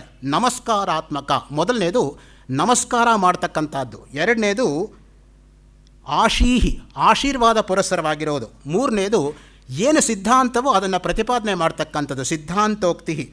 4ನೇದು ಭಗವಂತನ ಪರಾಕ್ರಮವನ್ನು ವರ್ಣನೆ ಮಾಡ್ತಕ್ಕಂಥದ್ದು, ಪರಾಕ್ರಮ. ಯಾವಾಗ ಪರಾಕ್ರಮ ಬರುತ್ತೆ ಅಂದರೆ ದುಷ್ಟರನ್ನು ನಿಗ್ರಹಿಸುವಾಗ, ಶಿಷ್ಟರನ್ನು ರಕ್ಷಣೆ ಮಾಡುವಾಗ ಶಾಂತಮೂರ್ತಿಯೂ ಕೂಡ ಕ್ರೋಧರೂಪಿಯಾಗಿ ಆಗ್ಬಿಡ್ತಾನೆ. ವಿಭೂತಿ, ಇದನ್ನು ನಾವು ಹೇಳಲೇಬೇಕಾಗಿಲ್ಲ. ವಿಭೂತಿ ಯೋಗ ನೋಡಿದ್ರೆ ನಮಗೆ ಗೊತ್ತಾಗುತ್ತೆ. ಪ್ರಾರ್ಥನಾ ಚೇತಿ, ಸೊ ಭಕ್ತ ಭಗವಂತನೊಂದಿಗೆ ಬೇಡ್ಕೊಳ್ತಕ್ಕಂಥ ಪ್ರಾರ್ಥನೆ. ಈ ರೀತಿಯಾಗಿ 6 ರೀತಿಯಾಗಿ ಸ್ತೋತ್ರ ಲಕ್ಷಣವನ್ನು ಪ್ರತಿಪಾದನೆ ಮಾಡ್ತಾರೆ. ಇನ್ನು ಮುಖ್ಯವಾಗಿ ಸ್ತೋತ್ರದಲ್ಲಿ ನಮಗೆ ಬೇಕಾಗಿರೋದು ಏನಪ್ಪ ಅಂದರೆ ಭಕ್ತಿ. ಭಕ್ತಿ ಇಲ್ಲದೆ ಸ್ತೋತ್ರ ಇಲ್ಲ, ಸ್ತೋತ್ರ ಇಲ್ಲದೆ ಭಕ್ತಿ ಇಲ್ಲ. ಭಕ್ತ್ಯಾ ಮಾಂ ಅಭಿಜಾನಾತಿ, ಭಗವದ್ಗೀತೆಯಲ್ಲಿ ನೋಡಿ ಸ್ಪಷ್ಟವಾಗಿ ಭಕ್ತಿಯಿಂದನೇ ನನ್ನನ್ನು ತಿಳಿಯತಕ್ಕದ್ದು. ಭಕ್ತಿ ಮಾತ್ರೇಣ ಶಾಸ್ತ್ರ ಸಂಪ್ರದಾನೇ ಪಾತ್ರಂ ಭವತಿ. ಗೀತಾ ಭಾಷ್ಯ 18ನೇ ಅಧ್ಯಾಯ 68ನೇ ಶ್ಲೋಕದ ಮೇಲೆ ಆಚಾರ್ಯ ಶಂಕರರ ಭಾಷ್ಯ. ಶಾಸ್ತ್ರ ಸಂಪ್ರದಾನೇ ನೋಡಿ, ಯಾವಾಗಲೂ ಕೂಡ ಸಂಪ್ರದಾಯಕ್ಕೆ ನಾವು ಎಷ್ಟು ಬೆಲೆ ಕೊಡ್ತೀವಿ ಅಂತ ಹೇಳಿದ್ರೆ, ಇದೇ ಆಚಾರ್ಯ ಶಂಕರರೇ ಭಗವದ್ಗೀತಾ ಭಾಷ್ಯ 13ನೇ ಅಧ್ಯಾಯದ 2ನೇ ಶ್ಲೋಕದ ಮೇಲೆ ಭಾಷ್ಯವನ್ನು ಅನುಗ್ರಹಿಸ್ತಾ ಹೇಳ್ತಾರೆ, ಅಸಂಪ್ರದಾಯವಿತ್ ಸರ್ವಶಾಸ್ತ್ರವಿದಪಿ ಮೂರ್ಖವದೇವ ಉಪೇಕ್ಷಣೀಯ ಅಂತ. ಯಾರಿಗೆ ಸಂಪ್ರದಾಯ ಗೊತ್ತಿಲ್ಲದೆ ಎಲ್ಲವೂ ತಾವೇ ಓದ್ಕೊಂಡ್ಬಿಟ್ಟಿದ್ದಾರೋ ಅವರು ಮೂರ್ಖರು ಅಂತ. ವೇದಕ್ಕೆ ವೇದಾಂತಕ್ಕೆ ಗುರುಮುಖೇನಾನೇ ಅಧ್ಯಯನ ಆಗಬೇಕು. ಅದಕ್ಕೇ ಗುರು ಅಷ್ಟಕ ಅಂತ ಯಾಕೆ ಒಂದು ಸ್ತೋತ್ರನ ರಚನೆ ಮಾಡಬೇಕಾಯಿತು ಆಚಾರ್ಯ ಶಂಕರರು? ದಕ್ಷಿಣಾಮೂರ್ತಿ ಸ್ತೋತ್ರದಲ್ಲಿ ಗುರುವನ್ನು ಯಾಕೆ ಮತ್ತೆ ಮತ್ತೆ ಹೇಳಬೇಕಾಯಿತು ಅವರು? ಅದನ್ನು ನಾಳೆದ್ದು ಉಪನ್ಯಾಸದಲ್ಲಿ ಹಂಚ್ಕೊಳ್ಳೋ ಪ್ರಯತ್ನ ಮಾಡ್ತೀನಿ ಅಂತ ವಿನಮ್ರವಾಗಿ ವಿನಂತಿಸ್ಕೊಂಡು ಮುಂದಕ್ಕೆ ಹೋಗ್ತಾ ಇದ್ದೀನಿ. ಮೋಕ್ಷ ಸಾಗಾರಣ ಸಾಮಗ್ರ್ಯಾಂ ಭಕ್ತಿರೇವ ಗರೀಯಸಿ, ವಿವೇಕ್ ಚೂಡಾಮಣಿ 32ನೇ ಶ್ಲೋಕ. ಭಕ್ತಿ ಅಂದ್ರೇನು? ಸ್ವಸ್ವರೂಪಾನುಸಂಧಾನಂ ಭಕ್ತಿರಿತ್ಯಭಿಧೀಯತೆ. ಅಲ್ಲೇ ಹೇಳ್ತಾರೆ ಮತ್ತೆ, ನಿನ್ನ ಸ್ವರೂಪವನ್ನು ನೀನು ಅನುಸಂಧಾನ ಮಾಡಪ್ಪ, ಇನ್ನೇನು ಅದಕ್ಕಿಂತ ಬೇರೆಯಾಗಿ ಬೇಕಾಗಿಲ್ಲ. ಮದ್ಭಕ್ತಾ ಉತ್ತಮಾಂ ಪರಮಾರ್ಥ ಜ್ಞಾನ ಲಕ್ಷಣಾಂ ಭಕ್ತಿಮಾಶ್ರಿತ್ಯ. ಮತ್ತು 12ನೇ ಅಧ್ಯಾಯ ಪೂರ್ತಿ ಭಕ್ತಿಯೋಗಕ್ಕೆ ಮೀಸಲಾಗಿರ್ತಕ್ಕಂಥದ್ದು. ಗುರುಚರಣಾಂಬುಜ ನಿರ್ಭರ ಭಕ್ತ ಸಂಸಾರಾದ ಅಚಿರಾದ್ಭವ ಮುಕ್ತ. ಎಂಥ ಮಾತು ಹೇಳಿದ್ದಾರೆ ನೋಡಿ ಭಜಗೋವಿಂದ ಸ್ತೋತ್ರದಲ್ಲಿ. ಭಜಗೋವಿಂದ ಯಾವ ಮಕ್ಕಳು ಕೇಳಿಲ್ಲ.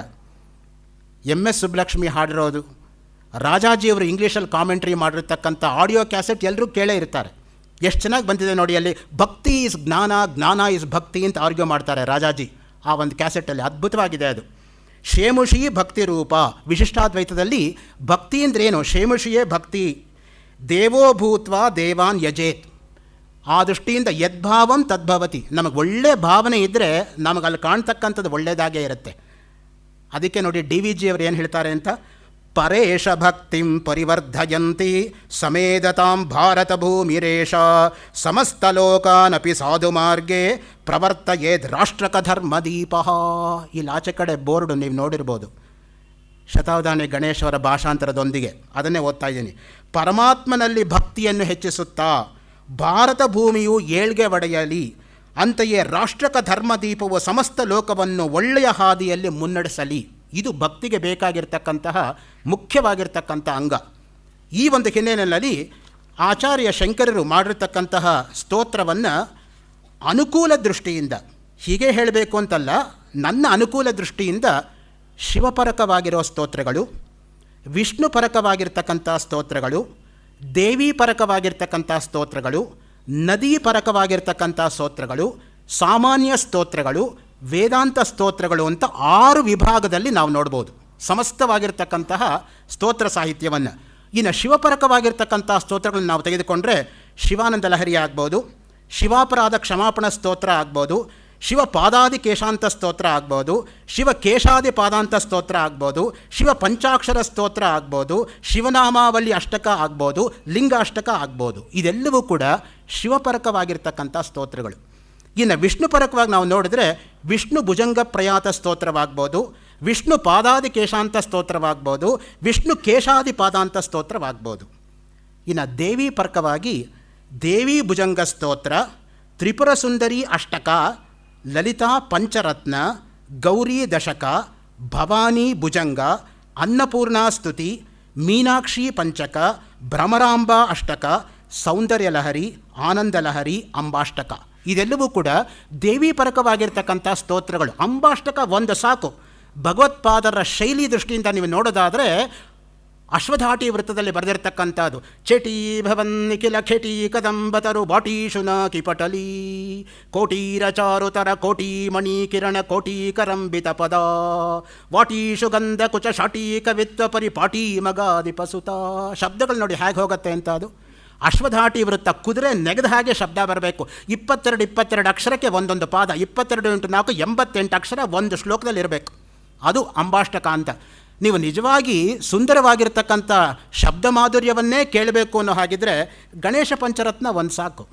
ಮುದಾಕರಾತ ಮೋದಕಂ ಸದಾ ವಿಮುಕ್ತಿ ಸಾಧಕಂ ಕಲಾಧರಾವತಂಸಕಂ ವಿಲಾಸಿಲೋಕ ರಕ್ಷಕಂ ಅನಾಯಕೈಕ ನಾಯಕಂ ವಿನಾಶಿತೇವ ದೈತ್ಯಕಂ ನತಾಶುಭಾಷನಾಶಕಂ ನಮಾಮಿತಂ ವಿನಾಯಕಂ ನತೇತರಾತಿ ಭೀಕರಂ ನವೋದಿತಾರ್ಕ ಭಾಸ್ವರಂ ನಮತ್ಸುರಾರಿ ನಿರ್ಜರಂ ನತಾದಿಕಾಪದುದ್ದರಂ ಸುರೇಶ್ವರಂ ನಿಧೀಶ್ವರಂ ಗಜೇಶ್ವರಂ ಗಣೇಶ್ವರಂ ಮಹೇಶ್ವರಂ ತಮಾಶ್ರಯೇ ಪರತ್ಪರಂ ನಿರಂತರಂ ಸಮಸ್ತಲೋಕ ಶಂಕರಂ ನಿರಸ್ತ ದೈತ್ಯ ಕುಂಜರಂ ದರೇತರೋದರಂ ವರಂ ವರೇಭವಕ್ತ್ರಮಕ್ಷರಂ ಕೃಪಾಕರಂ ಕ್ಷಮಾಕರಂ ಮುದಾಕರಂ ಯಶಸ್ಕರಂ ಮನಸ್ಕರಂ ನಮಸ್ಕೃತ ನಮಸ್ಕರೋ ವಿಭಾಸ್ವರಂ ಅಕಿಂಚನಾರ್ತಿ ಮಾರ್ಜನಂ ಚಿರಂತನೋಕ್ತಿ ಭಾಜನಂ ಪುರಾರಿ ಪೂರ್ವನಂದನಂ ಸುರಾರಿ ಗರ್ವ ಚರ್ವಣಂ ಪ್ರಪಂಚನಾಶ ಭೀಷಣಂ ಧನಂಜಯಾದಿ ಭೂಷಣಂ ಕಪೋಲದಾನವಾರಣಂ ಭಜೇ ನಿವಾರಣಂ ನಿತಾಂತಕಾಂತ ದಂತಕಾಂತ ಮಂತಕಾಂತ ಕಾತ್ಮಜಂ ಅಚಿಂತ್ಯರೂಪ ಮಂತಹೀನ ಮಂತರಾಯ ಕೃಂತನಂ ಹೃದಂತರೇ ನಿರಂತರಂ ವಸಂತಮೇವ ಯೋಗಿನಾಂತಮೇಕದಂತಮೇಕಮೇವ ಚಿಂತಯಾಮಿ ಸಂತತಂ. ಅದು ಸ್ತೋತ್ರ ಅಂದರೆ. ಕವಿಗಳು ಪದಗಳನ್ನು ಆರಿಸ್ಕೊಂಡು ಹೋಗಲ್ಲ, ಪದಗಳೇ ಕವಿಯನ್ನು ಆರಿಸ್ಕೊಂಡು ಬರುತ್ತೆ. ನನ್ನನ್ನು ಬಿಡಬೇಡ ಅಂತ. ಅದಕ್ಕೆ ಹೇಳಿದ poets are born and not made. You can make a poet, everybody cannot become a poet and should not also, because will be creating only nth rate poetry, not first rate poetry. ಎಲ್ಲರೂ ಬರಿಬಾರ್ದು. ಅದಕ್ಕೆ ಹೇಳ್ತಾನೆ ಪ್ಲೇಟೋ 14ನೇ ವಾಲ್ಯೂಮಲ್ಲಿ ರಿಪಬ್ಲಿಕ್ಕಲ್ಲಿ, poets are born and not made ಅಂತ. So ಅದರಿಂದ ಯಾವುದು ಸಹಜವಾಗಿ ಕವಿತ್ವ ಬರುತ್ತೋ ಅದು ಕವಿತ್ವ, ಇಲ್ಲದೆ ಹೋದರೆ ಕಪಿತ್ವ ಅದು. ಜಾನ್ ಕೀಟ್ಸ್ ಹೇಳೋ ಹಾಗೆ, ಈ poetry does not come as naturally as a flower to a tree, it better not come at all. ಎಷ್ಟು ಸಹಜವಾಗಿ ಗಿಡಕ್ಕೆ ಒಂದು ಹೂವು ಅನ್ನೋದು ಬರುತ್ತೋ ಹಾಗೆ ಕವಿತ್ವ ಅನ್ನೋದು ಕವಿಯ ಲೇಖನಿಯಿಂದ ಹೊರಸೂಸಬೇಕು.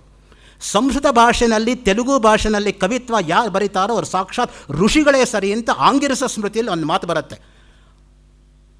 ಆಂಧ್ರ ಸಂಸ್ಕೃತ ಭಾಷಾಭ್ಯಾಂ ಕವಿತ್ವಂ ಋಷಿತ್ವ ಪ್ರದಂ ಅಂತ. ಅದಕ್ಕೆ ನಮ್ಮಲ್ಲಿರೋದು ನಾನ್ ಋಷಿ ಕುರುತೆ ಕಾವ್ಯಂ ಋಷಿಕ್ಕೆಲ್ಲ ದರ್ಶನಾತ್. ಕವಿಯಲ್ಲದೆ ಇರೋನು ಋಷಿಯಲ್ಲ, ಋಷಿಯಲ್ಲದೆ ಇರೋನು ಕವಿಯಲ್ಲ. ಕವಿ ಕ್ರಾಂತದರ್ಶಿ ಸರ್ವದೃಕ್. ಅವನಿಗೆ ಭೂತ ಭವಿಷ್ಯದ ವರ್ತಮಾನ ಕಾಲಗಳಲ್ಲಿ ಆಗ್ತಕ್ಕಂಥ ಎಲ್ಲವೂ ಕೂಡ ನಮಗೆ ರಜದ ಪರದೆಯ ಮುಂದೆ ಕಾಣೋ ಹಾಗೆ ಹಾದು ಹೋಗ್ತಾ ಇರುತ್ತೆ, ಮನಪಟಲದ ಮುಂದೆ.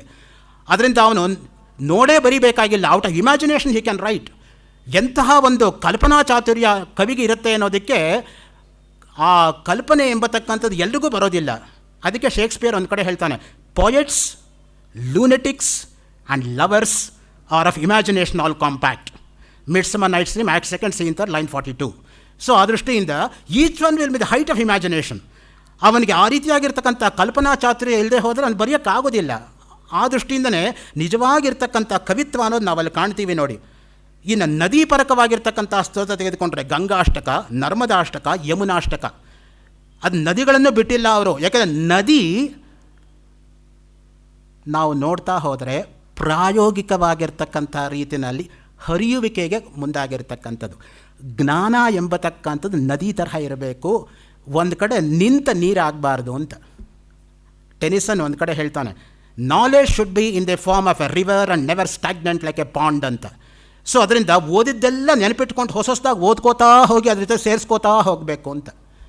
ಸೊ ಆ ದೃಷ್ಟಿಯಿಂದ ವಿದ್ಯಾಭ್ಯಾಸಕ್ಕೆ ಆದಿಯುಂಟು ಅಂತ್ಯವಿಲ್ಲ. ಓದ್ತಾ ಓದ್ತಾ ಓದ್ತಾ ನನಗೇನು ಗೊತ್ತಿಲ್ಲ ಅನ್ನೋ ಗೊತ್ತಾಗ್ತಾ ಹೋಗುತ್ತೆ. ಅದಕ್ಕೆ ನಾವು ಓದೋಕ್ಕೇ ಹೋಗಲ್ಲ. ಓದರೆ ಗೊತ್ತಾಗ್ಬಿಡುತ್ತಲ್ಲ ನನಗೇನು ಗೊತ್ತಿಲ್ಲ ಅನ್ನೋದು. ನನಗೆ ಗೊತ್ತಿಲ್ಲ ಅನ್ನೋದು ಗೊತ್ತಾಗಬಾರ್ದು. ಷಟ್ಪದಿ ಸ್ತೋತ್ರ ಒಂದು ಸಾಕಪ್ಪ. ಅವಿನಯಂ ಅಪನಯ ವಿಷ್ಣು, ದಮಯ ಮನಃ, ಶಮಯ ವಿಷಯ ಮೃಗತೃಷ್ಣಾಂ, ಭೂತದಯಾಂ ವಿಸ್ತಾರಯ, ತಾರಯ ಸಂಸಾರ ಸಾಗರತಃ. 4 ದಿನ ಒಂದು ಶ್ಲೋಕದ ಮೇಲೆ ಮಾತಾಡ್ಬೋದು. ಇನ್ನು ಏನು ಬೇಕೇ ಆಗಿಲ್ಲ, ಒಂದೇ ಸಾಕು. ಆದರೆ ಸ್ತೋತ್ರಗಳು ಅಂತ ಕೊಟ್ಟ ಮೇಲೆ ಆ ಸಬ್ಜೆಕ್ಟಿಗೆ ನಾವು ಮರ್ಯಾದೆ ಕೊಡಬೇಕು ಅನ್ನೋ ದೃಷ್ಟಿಯಿಂದ ಆ ದುಸ್ಸಾಹಸಕ್ಕೆ ನಾನು ಮೊದಲನೇ ದಿವಸ ಕೈ ಹಾಕ್ತಾ ಇಲ್ಲ, 3ನೇ ದಿವಸ ಕೈ ಹಾಕೋ ಪ್ರಯತ್ನ ಮಾಡ್ತೀನಿ. ಇನ್ನು ಮುಖ್ಯವಾಗಿ ನಾವು ಇವತ್ತಿನ ಮಟ್ಟಿಗೆ ನೋಡೋದಾದರೆ, ಎಲ್ಲೆಲ್ಲಿ ಆಚಾರ್ಯ ಶಂಕರರು ಯಾವ್ಯಾವ ಸ್ತೋತ್ರಗಳನ್ನ ರಚನೆ ಮಾಡಿದರು ಅನ್ನೋ ತುಂಬ ಕುತೂಹಲಕರವಾಗಿರ್ತಕ್ಕಂಥ ಪ್ರಶ್ನೆ ನೋಡಿ. ಆ ಸ್ತೋತ್ರ ರಚನೆ ಮಾಡಿದ್ರು ಅಂತೇನೋ ಹೇಳ್ತಾರೆ, ಎಲ್ಲೆಲ್ಲಿ ಮಾಡಿದರು, ಯಾವ ಸಂದರ್ಭದಲ್ಲಿ ಮಾಡಿದರು. ಇದು ಕೂಡ ಇಂಟೆಲೆಕ್ಚುಯಲ್ ದೃಷ್ಟಿಯಿಂದ ಕನಕಧಾರಾ ಸ್ತೋತ್ರ ಆಚಾರ್ಯರು ಭಿಕ್ಷೆಗೆ ಹೊರಟಾಗ ಮನೆಯೊಡತಿ ದಾರಿದ್ರ್ಯ ನಿವಾರಣಾ ಪ್ರಸಂಗದಲ್ಲಿ ಮಾಡಿದ್ದು ಕನಕಧಾರಾ ಸ್ತೋತ್ರ ಅನ್ನೋದು. 2ನೇದು ಲಕ್ಷ್ಮೀ ನೃಸಿಂಹ ಕರಾವಲಂಬ ಸ್ತೋತ್ರ ಅಮರುಕನ ಆಸ್ಥಾನದಲ್ಲಿ ರಚಿತವಾದದ್ದು. ನೋಡಿ, ಅಮರುಕ ಅನ್ನೋನು ಒಬ್ಬ ರಾಜನೂ ಹೌದು, ಒಬ್ಬ ಕವಿಯೂ ಹೌದು. ಅಮರು ಶತಕ ಅಂತಲೇ ಒಂದು ಶತಕ ಇದೆ, ಶೃಂಗಾರ ಶತಕ ಭರ್ತೃಹರಿದಿರೋ ಹಾಗೇನೆ. ಅವನ ಹೆಸರು ಅಮರುಕ ಅಂತ. ಅಮರು ಅಥವಾ ಅಮರುಕ ಅಂತ. ಅವನೊಬ್ಬ ರಾಜನೂ ಆಗಿದ್ದ, ಕವಿಯೂ ಆಗಿದ್ದ. ದಶಶ್ಲೋಕಿ. ಮುಖ್ಯವಾಗಿ ಗೋವಿಂದ ಭಗವತ್ಪಾದರು, ಗುರುಗಳಾಗಿರ್ತಕ್ಕಂಥ ಗೋವಿಂದ ಭಗವತ್ಪಾದರು ನೀನು ಯಾರು ಎಂಬುದು ಕೇಳಿದ್ದಕ್ಕೆ ಕೊಟ್ಟ ಉತ್ತರ ಎಷ್ಟು ಚೆನ್ನಾಗಿದೆ ನೋಡಿ. ಮನೋಬುದ್ಧ್ಯಹಂಕಾರ ಚಿತ್ತಾನಿನಾಹಂ ನ ಕರ್ಣನ್ನ ಜಿಹ್ವಾ ನ ಚಗ್ರಾಣ ನೇತ್ರೆ. ಹಾಗಿದ್ರೆ ಯಾರಪ್ಪ ನೀನು? ಶಿವೋಹಂ ಶಿವೋಹಂ ಅಷ್ಟೇ. ನಾನು ಮನಸ್ಸಲ್ಲ, ಬುದ್ಧಿಯಲ್ಲ, ಚಿತ್ತವಲ್ಲ, ಅಹಂಕಾರವಲ್ಲ ಎಲ್ಲ ಹೇಳ್ಕೊಂಡು ಬಂದು ನಾನು ಕೇವಲ ಶಿವಸ್ವರೂಪ, ಚೈತನ್ಯ ಸ್ವರೂಪ. ಚಿತ್ಯೈ ನಮಃ, ಚಿತ್ ಶಕ್ತಿಯೈ ನಮಃ, ಲಲಿತಾ ಸಹಸ್ರನಾಮ. ಅದಕ್ಕೇ ಯಾವಾಗಲೂ ಕೂಡ ಆ ಚಿತ್ತಿಗೆ ನನ್ನ ನಮಸ್ಕಾರ. That is the consciousness principle. ಅದಕ್ಕೆ ಅರವಿಂದ್ ಅವರು ಫ್ಯೂಚರ್ ಪೊಯಿಟ್ರಿನಲ್ಲಿ ಹೇಳೋ ಹಾಗೆ, when individual consciousness merges with universal consciousness, what remains is only consciousness which one should not even be conscious of ಅಂತ. ಆ ಮಟ್ಟದಲ್ಲಿ ಇರಬೇಕು ಕಾನ್ಷಿಯಸ್ನೆಸ್ ಅಂದರೆ ಏನು ಅನ್ನೋದಕ್ಕೆ. ಇನ್ನು ಮನೀಷಾ ಪಂಚಕ, ಸಿದ್ಧಾಂತಕ್ಕೂ ಆಚಾರಕ್ಕೂ ನಡುವಣ ವಿರೋಧ ಪ್ರಶ್ನಿಸಿದ ಚಂಡಾಲ ರೂಪದಲ್ಲಿದ್ದ ವಿಶ್ವೇಶ್ವರನ ಆಕ್ಷೇಪಗಳಿಗೆ ಕೊಟ್ಟಂತಹ ಉತ್ತರ ಅದು ಮನೀಷಾ ಪಂಚಕ. ನೋಡಿ, 5 ಶ್ಲೋಕಗಳು. ಮನೀಷಾ ಅಂದರೆ ಏನು ಗೊತ್ತಾ? ಮನಸ್ಸಿನ ಮೇಲೆ ಹತೋಟಿ ಇರ್ತಕ್ಕಂಥವ್ರು ಅಂತ. ಮನೀಷಾ ಕೊಯ್ರಾಲ ಅಲ್ಲ. ಇನ್ನು ಶಿವಭುಜಂಗ ಇದು ಯಾವಾಗ ರಚನೆ ಮಾಡಿದ್ದು? ವಿಷ್ಣು ಭುಜಂಗ ಇದು ಯಾವಾಗ ರಚನೆ ಮಾಡಿದ್ದು? ತಾಯಿಯ ಮರಣದ ಸಮಯದಲ್ಲಿ ಪ್ರತ್ಯಕ್ಷವಾದ ಶಿವಗಣಗಳನ್ನು ವಿಷ್ಣು ದೂತರನ್ನು ಸಾಂತ್ವನಗೊಳಿಸಲು ರಚಿಸಿದ್ದು ಇದು. ತಾಯಿಗೋಸ್ಕರ, ತಾಯಿಯ ಕೊನೆ ಕಾಲದಲ್ಲಿ ನೋಡಿ, ಸನ್ಯಾಸಿ ಆದರೂ ಕೂಡ ಕೊನೆ ಕಾಲಕ್ಕೆ ತಾಯಿ ಹತ್ರ ಬಂದರು ಆಚಾರ್ಯ ಶಂಕರರು. ಯಾಕೆಂದರೆ ನಮ್ಮ ಸಂಸ್ಕಾರ, ನಮ್ಮ ಸಂಸ್ಕೃತಿ ಏನು ಹೇಳುತ್ತೆ ಅಂದರೆ ಮಾತೃದೇವೋಭವ, ಆಮೇಲೆ ಪಿತೃದೇವೋಭವ. ಮಾತಾ ಪೂರ್ವರೂಪಂ, ಆಮೇಲೆ ಪಿತಾ ಉತ್ತರ ರೂಪಂ, ಜನನೀ ಜನ್ಮಭೂಮಿಶ್ಚ ಸ್ವರ್ಗಾದಪಿ ಗರಿಯಸಿ. ತಾಯಿ ಮತ್ತು ತಾಯ್ನಾಡು ಸ್ವರ್ಗಕ್ಕಿಂತ ಮಿಗಿಲು ಅಂತ. ಆ ದೃಷ್ಟಿಯಿಂದಲೇ ತಾಯಿ ಋಣ ಯಾರೂ ಕೂಡ ತೀರಿಸೋದಕ್ಕಾಗೋದಿಲ್ಲ. ಕೆಟ್ಟ ಮಕ್ಕಳು ಹುಟ್ಟಬಹುದಂತೆ, ಆದರೆ ಕೆಟ್ಟ ತಾಯಿ ಇರೋಕ್ಕೆ ಸಾಧ್ಯ ಇಲ್ಲ ಅಂತ. ಕುಪುತ್ರೋ ಜಾಯೇತ ಕ್ವಚಿದಪಿ ಕುಮಾತಾ ನ ಭವತಿ. ಅದಕ್ಕೆ ಮಾತು ಹೇಳ್ತಾರೆ ನೋಡಿ, ಮಕ್ಕಳು ಕೆಟ್ಟವರಾಗ್ಬೋದು, ಆದರೆ ಹೆತ್ತಿರ್ತಕ್ಕಂಥ ತಾಯಿ ಯಾವತ್ತಾದರೂ ಕೆಟ್ಟವಳಾಗಕ್ಕೆ ಸಾಧ್ಯನೇ. ಅದಕ್ಕೆ ತಾಯಿ ಕರುಳು ಅಂತ ಹೇಳ್ತಕ್ಕಂಥದ್ದು. ಆ ದೃಷ್ಟಿಯಿಂದ ಆಚಾರ್ಯ ಶಂಕರರು ತಾಯಿ ಹತ್ರ ಬಂದರು. ಭ್ರಮರಾಂಬಾಷ್ಟಕ, ಶ್ರೀಶೈಲದ ಭ್ರಮರಾಂಬೆಯನ್ನು ಸಂದರ್ಶಿಸಿದ ಕ್ಷಣ ನೋಡಿ, 12 ಜ್ಯೋತಿರ್ಲಿಂಗಗಳಲ್ಲಿ ಶ್ರೀಶೈಲನ ಒಂದು, ಜೊತೆಗೆ ಶಕ್ತಿಪೀಠ ಅನ್ನೋದಾಗಿದೆ, ನಾವು ಮರೆಯೋ ಹಾಗಿಲ್ಲ. ಶಕ್ತಿಪೀಠ ಪ್ಲಸ್ ಜ್ಯೋತಿರ್ಲಿಂಗ, ಅದು ಮುಖ್ಯವಾಗಿ ನಾವು ಗಮನಿಸಬೇಕಾಗಿರೋದು. ಇನ್ನು 12 ಲಿಂಗ ಸ್ತೋತ್ರವೇ ಇದೆ ಆಚಾರ್ಯ ಶಂಕರರದು. ನನಗದೆಲ್ಲ ಹೇಳೋದಕ್ಕೆ ಟೈಮ್ ಆಗ್ತಾ ಇಲ್ಲ, ತುಂಬ ವ್ಯಥೆ ಆಗ್ತಾ ಇದೆ. 12 ಜ್ಯೋತಿರ್ಲಿಂಗಗಳ ಬಗ್ಗೆಯೂ ಸ್ತೋತ್ರವನ್ನು ರಚನೆ ಮಾಡಿದ್ದಾರೆ, 12 ಲಿಂಗ ಸ್ತೋತ್ರ ಅಂತ. ಸೊ ಆ ದೃಷ್ಟಿಯಿಂದ ಏನು ಬಿಟ್ಟಿದ್ದಾರೆ ಅವರು ಅಂತ ನೋಡಬೇಕಷ್ಟೇ, ಏನು ಹೇಳಿದ್ದಾರೆ ಅಂತಲ್ಲ. ನಾವು ಹೇಳೋದೆಲ್ಲ ಬಿಡ್ತಾ ಇರೋದೆ. ಸೊ ಆ ದೃಷ್ಟಿಯಿಂದ ಎಲ್ಲಿಂದ ಎಲ್ಲಿಗೆ ಕಾಳಿದಾಸ ಒಂದು ಮಾತು ಹೇಳ್ಕೊತಾನೆ, ಕ್ವ ಸೂರ್ಯ ಪ್ರಭವೋ ವಂಶಃ ಕ್ವಚ ಅಲ್ಪ ವಿಷಯ ಮತಿ ತಿತೀರ್ಷು ದುಸ್ತರಂ ಮೋಹಾತ್ ಉಡುಪೇ ನಾಸ್ಮಿ ಸಾಗರಂ ಅಂತ. ಆ ದೊಡ್ಡ ಸೂರ್ಯವಂಶ ಎಲ್ಲಿ? ಈ ನನ್ನ ಅಲ್ಪ ಬುದ್ಧಿಯಲ್ಲಿ. ಈ ಅಲ್ಪ ಬುದ್ಧಿಯಿಂದ ಆ ದೊಡ್ಡ ಸೂರ್ಯವಂಶವನ್ನು ವರ್ಣನೆ ಮಾಡೋಕ್ಕೆ ಹೋದರೆ ಎಷ್ಟು ಹಾಸ್ಯಾಸ್ಪದ ಅಂದರೆ, ಚಿಕ್ಕ ದೋಣಿಯಿಂದ ದೊಡ್ಡ ಸಮುದ್ರವನ್ನು ದಾಟಕ್ಕೆ ಮಾಡಿದಷ್ಟು ಪ್ರಯತ್ನದಷ್ಟೇ ಹಾಸ್ಯಾಸ್ಪದ ಅಂತ. ನನ್ನ ಸ್ಥಿತಿನೂ ಅದೇ ಆಗಿರೋದು. ಶಂಕರ ಸ್ತೋತ್ರ ಅನ್ನೋದು ಸಮುದ್ರ ಅದು. ಸೊ ನನ್ನ ಹತ್ರ ಇರೋದು ಒಂದು ಚಿಕ್ಕ ದೋಣಿ, ಯಾವಾಗ ಬೇಕಾದ್ರೆ ಮುಳುಗೋಗ್ಬೋದು. ಹೀಗಿರುವಾಗ ಇದರಿಂದ ಅದನ್ನು ಅಳಿಯೋದಕ್ಕೆ ಸಾಧ್ಯವೇ? ಕಾಲಭೈರವಾಷ್ಟಕ, ಅನ್ನಪೂರ್ಣಾಷ್ಟಕ, ಮಣಿಕರ್ಣಿಕಾಷ್ಟಕ ಕಾಶಿಯಲ್ಲಿ ರಚನೆ ಮಾಡಿದ್ದು. ಹಾಗೆಯೇ ಮೀನಾಕ್ಷಿ ಸ್ತೋತ್ರ ಮಧುರೈ ಸಂದರ್ಶನದಲ್ಲಿ ಅವರು ಮಾಡಿರ್ತಕ್ಕಂಥದ್ದು. ಶಾರದಾ ಭುಜಂಗ, ಶೃಂಗೇರಿಯ ಶಾರದೆಯ ದರ್ಶನ. ಭಗವನ್ ಮಾನಸ ಪೂಜಾ, ಗುರುವಾಯೂರು ಕೃಷ್ಣನನ್ನು ಕುರಿತು ಮಾಡಿರ್ತಕ್ಕಂತಹದ್ದು. ಸುಬ್ರಹ್ಮಣ್ಯ ಭುಜಂಗ ಪ್ರಯಾತ ಸ್ತೋತ್ರ, ತಿರುಚೆಂದೂರಿನಲ್ಲಿರ್ತಕ್ಕಂಥ ಸುಬ್ರಹ್ಮಣ್ಯನ ಕುರಿತು ಮಾಡಿರ್ತಕ್ಕಂತಹದ್ದು. ಪಾಂಡುರಂಗಾಷ್ಟಕ, ಪಂಡರಾಪುರದಲ್ಲಿ ಪಾಂಡುರಂಗನ ಧ್ಯಾನವನ್ನು ಮಾಡಿರ್ತಕ್ಕಂಥದ್ದು. ಈ ರೀತಿಯಾಗಿ ನಾವು ಆಚಾರ್ಯ ಶಂಕರರ ಸ್ತೋತ್ರಗಳನ್ನು ಸಾಮಾನ್ಯವಾಗಿ ವಿಂಗಡಣೆ ಮಾಡ್ಕೋತಾ ಹೋಗ್ಬೋದು. ವೇದಾಂತ ಸ್ತೋತ್ರಗಳು ಕೊನೆಯ ದಿವಸ ಹೇಳ್ತೀನಿ. ಆ ದೃಷ್ಟಿಯಿಂದ ಯಾತಕ್ಕೆ ಈ ರೀತಿಯಾಗಿ ಬರ್ತಾ ಇದೆ ಅಂತ ಹೇಳಿದರೆ, ಮೊಟ್ಟ ಮೊದಲನೇದೇ ನೋಡಿ ಏಕಶ್ಲೋಕಿ ಪ್ರಕರಣ, ಅದೇ ವೇದಾಂತ ಸ್ತೋತ್ರ. ಈಗ ನಾನು ಶುರು ಮಾಡ್ತಾ ಇರೋದೇ ಅದು. ಯಾವುದು ಏಕಶ್ಲೋಕಿ ಪ್ರಕರಣದಿಂದ ಹಿಡಿದು ಶಿವಾನಂದ ಲಹರಿ ತನಕ ಹೋಗ್ಬೋದು ನಾವು. ನೋಡಿ, 1 ಶ್ಲೋಕದಿಂದ ಹಿಡಿದು 100 ಶ್ಲೋಕ ತನಕ, that is the range of Shankara. ಒಂದೇ ಒಂದು ಶ್ಲೋಕ ಇಲ್ಲಿರೋದು, ಅದಕ್ಕೆ ಏಕಶ್ಲೋಕಿ ಪ್ರಕರಣ ಅಂತಲೇ ಕರೀತಾರೆ ನೋಡಿ. ಕಿಂಜ್ಯೋತಿ ಶ್ಲೋಕ ಅಂತಲೂ ಕರೀತಾರೆ, ಅದಕ್ಕೆ ಇನ್ನೊಂದು ಹೆಸರು. ಕಿಂಜ್ಯೋತಿಸ್ತವ ಭಾನಮಾನಹನಿಮೇ ರಾತ್ರೌ ಪ್ರದೀಪಾದಿಕಂ ಸ್ಯಾದೇವಂ ರವಿದೀಪ ದರ್ಶನ ವಿದೌ ಕಿಂ ಜ್ಯೋತಿರಾಖ್ಯಾಹಿ ಮೇ ಚಕ್ಷುಸ್ತಸ್ಯ ನಿಮೀಲನಾದಿ ಸಮಯೇ ಕಿಂಧೀರ್ಧಿಯೋ ದರ್ಶನೆ ಕಿಂತಾತ್ರಾಹ ಮತೋ ಭವಾನ್ ಪರಮಕಂ ಜ್ಯೋತಿಸ್ತದಸ್ಮಿ ಪ್ರಭೋ. ಜ್ಯೋತಿ ಅಂದರೆ ಏನು? ಒಂದು ಪ್ರಶ್ನೆ ಒಂದು ಉತ್ತರ, ಒಂದು ಪ್ರಶ್ನೆ ಒಂದು ಉತ್ತರ. ಪ್ರಶ್ನೋತ್ತರ ರೂಪದಲ್ಲಿ ನಮಗೆ ತಿಳ್ಕೊಳ್ಳೋಕೆ ಬರಲ್ಲ ಅಂತ ಕೆಲವು ಪಾಶ್ಚಾತ್ಯರು ಏನು ಆಕ್ಷೇಪ ಮಾಡ್ತಾರೋ ಅದಕ್ಕೆ ಉತ್ತರ ಇದು. Some westerners they say that Indians don't have conversational method, they simply blah blah something, they can't answer to the point. ಇದೆಲ್ಲ ರೈಸ್ ಮಾಡ್ತಾರೆ ನೋಡಿ. ಇದಕ್ಕೆ ಉತ್ತರ ಈ ಒಂದು ಶ್ಲೋಕ ಸಾಕು. ಸಾಕ್ರೆಟಿಕ್ ಮೆಥಡ್ ಅಂತ ಒಂದು ಬಂತು ವೆಸ್ಟಲ್ಲಿ, ಕ್ವೆಶ್ಚನ್ ಆನ್ಸರ್ ಮೆಥಡು. ಸೊ ಒಂದು ಕ್ವೆಶ್ಚನ್ನು ಒಂದು ಆನ್ಸರ್, ಆ ತರಹ. ಅದನ್ನೇ ಯಾವುದನ್ನು ಅವರು ಹೇಳಿದ್ರೋ ಅದನ್ನು ಶಂಕರರು ಯಾವಾಗಲೂ ಮಾಡಿ ತೋರಿಸಿದ್ದಾರೆ. ಏಕಶ್ಲೋಕಿ ಪ್ರಕರಣದಲ್ಲಿ ಗುರು ಶಿಷ್ಯರ ಸಂವಾದದಲ್ಲಿ ಬರ್ತಕ್ಕಂಥ ಘಟನೆ ಇದು ನೋಡಿ. ನಮ್ಮಲ್ಲಿ ಯಾವಾಗಲೂ ಕೂಡ ಸಂವಾದ, ಇದು ಶ್ರೀಕೃಷ್ಣಾರ್ಜುನ ಸಂವಾದೇ, ಭಗವದ್ಗೀತೆ ಪೂರ್ತಿ ಸಂವಾದವೇ. ಅರ್ಜುನ ಕೇಳ್ತಕ್ಕಂಥ ಪ್ರಶ್ನೆ ಕೃಷ್ಣ ಕೊಡ್ತಕ್ಕಂಥ ಉತ್ತರ. ಯಾವ ಉಪನಿಷತ್ತುಗಳ ಸಂವಾದ ಇಲ್ಲ? ನೀವು ಕಠೋಪನಿಷತ್ ತೆಗೆದುಕೊಳ್ಳಿ, ಅಲ್ಲಿ ಬರ್ತಕ್ಕಂಥದ್ದು ಪೂರ್ತಿ ಸಂವಾದವೇ. ಯಮ ನಚಿಕೇತ ಸಂವಾದ ಅಲ್ಲಿರ್ತಕ್ಕಂಥದ್ದು. ಸಾವಿತ್ರಿ ಸತ್ಯವಾನ್ ಸಂದರ್ಭದಲ್ಲಿ ನೀವು ತೆಗೆದುಕೊಂಡ್ರೆ ಸಾವಿತ್ರಿ ಯಮನನ್ನು ಕೇಳ್ತಕ್ಕಂಥ ಸಂವಾದ ಅಲ್ಲಿರ್ತಕ್ಕಂಥದ್ದು. ಅಷ್ಟಾವಕ್ರ ಗೀತೆ ತೆಗೆದುಕೊಂಡ್ರೆ ಬ್ರಹ್ಮರ್ಷಿಗಳಾಗಿರ್ತಕ್ಕಂಥ ಅಷ್ಟಾವಕ್ರರಿಗೂ ಮತ್ತು ರಾಜರ್ಷಿಗಳಾಗಿರ್ತಕ್ಕಂಥ ಜನಕ ಮಹಾರಾಜನಿಗೂ ಸಂವಾದ. ಅವಧೂತ ಗೀತೆ ತೆಗೆದುಕೊಳ್ಳಿ, ನೌಷಧ ಗೀತೆ, ಪಾಂಡವ ಗೀತೆ, ಋಭುಗೀತೆ, ಗೋಪಿಕಾ ಗೀತೆ, ಸಿದ್ಧಗೀತೆ, ವ್ಯಾದಗೀತೆ, ರಮಣಗೀತೆ, 29 ಗೀತೆ ನೀವು ತೆಗೆದುಕೊಂಡ್ರೆ ಎಲ್ಲ ಗೀತೆನಲ್ಲಿರೋದು ಸಂವಾದವೇ. ಶಿಷ್ಯ ಕೇಳ್ತಕ್ಕಂಥ ಪ್ರಶ್ನೆ, ಗುರು ತಕ್ಕಂಥ ಉತ್ತರ. ಸೊ ಆ ದೃಷ್ಟಿಯಿಂದ ಆ ಸಂವಾದ ಎಂಬತಕ್ಕಂಥದ್ದು ನಮ್ಮಲ್ಲಿ ರೂಢ ಮೂಲವಾಗಿದೆ. ನಮಗೇನದು ಹೊಸದಲ್ಲ, ಅದು ಪಾಶ್ಚಾತ್ಯರಿಗೆ ಹೊಸದಾಗಿ ಕಾಣುತ್ತೆ ಅಷ್ಟೇ, ಆ ರೀತಿ ತೋರುತ್ತೆ ಅಷ್ಟೇ. ಮೊದಲನೇ ಪ್ರಶ್ನೆ ನೋಡಿ, ನಿನ್ನ ಜ್ಯೋತಿ ಯಾವುದು? ಬೆಳಿಗ್ಗೆ ಆದರೆ ಸೂರ್ಯ, ರಾತ್ರಿ ಆದರೆ ದೀಪ. ಅದು ಉತ್ತರ. ಆಮೇಲೆ ಅದರ ಮೇಲೆ ಮತ್ತೆ ಪ್ರಶ್ನೆ, ಅದಿರಬಹುದು ಸೂರ್ಯ ಮತ್ತು ದೀಪವನ್ನು ನೋಡಲು ಬೇಕಾಗಿರ್ತಕ್ಕಂಥ ಜ್ಯೋತಿ ಯಾವುದು? ಅದೆರಡನ್ನು ಯಾವ ಜ್ಯೋತಿಯಿಂದ ನೋಡ್ತೀಯಪ್ಪ ನೀನು? ನನ್ನ ಕಣ್ಣು. ಉತ್ತರ. ನಿನ್ನ ಕಣ್ಣು ಮುಚ್ಚಿದಾಗ ಅಥವಾ ಕಣ್ಣಿಗೆ ತೊಂದರೆಯಾದಾಗ ಜ್ಯೋತಿ ಯಾವುದು? ನನ್ನ ಮನಸ್ಸು. ಉತ್ತರ. ನಿನ್ನ ಮನಸ್ಸನ್ನು ನೋಡಲು ಉಪಯೋಗಿಸ್ತಕ್ಕಂಥ ಜ್ಯೋತಿ ಯಾವುದು? ಅದು ನಾನು. ನಾನು ಅಂದರೆ ಆತ್ಮ. ಹಾಗಾದರೆ ನೀನೇ ಜ್ಯೋತಿ. ಅದು ಉತ್ತರ. ಎಲ್ಲರೂ ಆತ್ಮಸ್ವರೂಪರೇ ಅನ್ನೋದಕ್ಕೆ ಇಲ್ಲಿ ಕೊಟ್ಟಿರ್ತಕ್ಕಂಥದ್ದು. ನೋಡಿ, ಇಲ್ಲಿರೋ 2 ಪದ, ಒಂದು ಜ್ಯೋತಿ ಅನ್ನೋದು, ಒಂದು ಆತ್ಮ ಅನ್ನೋದು. ಈಗ ಜ್ಯೋತಿ ಅನ್ನೋ ಪದವನ್ನು ಯಾವ ರೀತಿ ತೆಗೆದುಕೋತಾರೆ ನಮ್ಮ ಪರಂಪರೆಯಲ್ಲಿ ಅಂತ ಸ್ವಲ್ಪ ನಾವು ನೋಡಬೇಕಾಗತ್ತೆ. ಬೃಹದಾರಣ್ಯಕ ಉಪನಿಷತ್ತು ಗಾತ್ರದಲ್ಲೂ ದೊಡ್ಡದು, ವಿಷಯ ದೃಷ್ಟಿಯಿಂದಲೂ ಬಹಳ ಹಿರಿಯದು.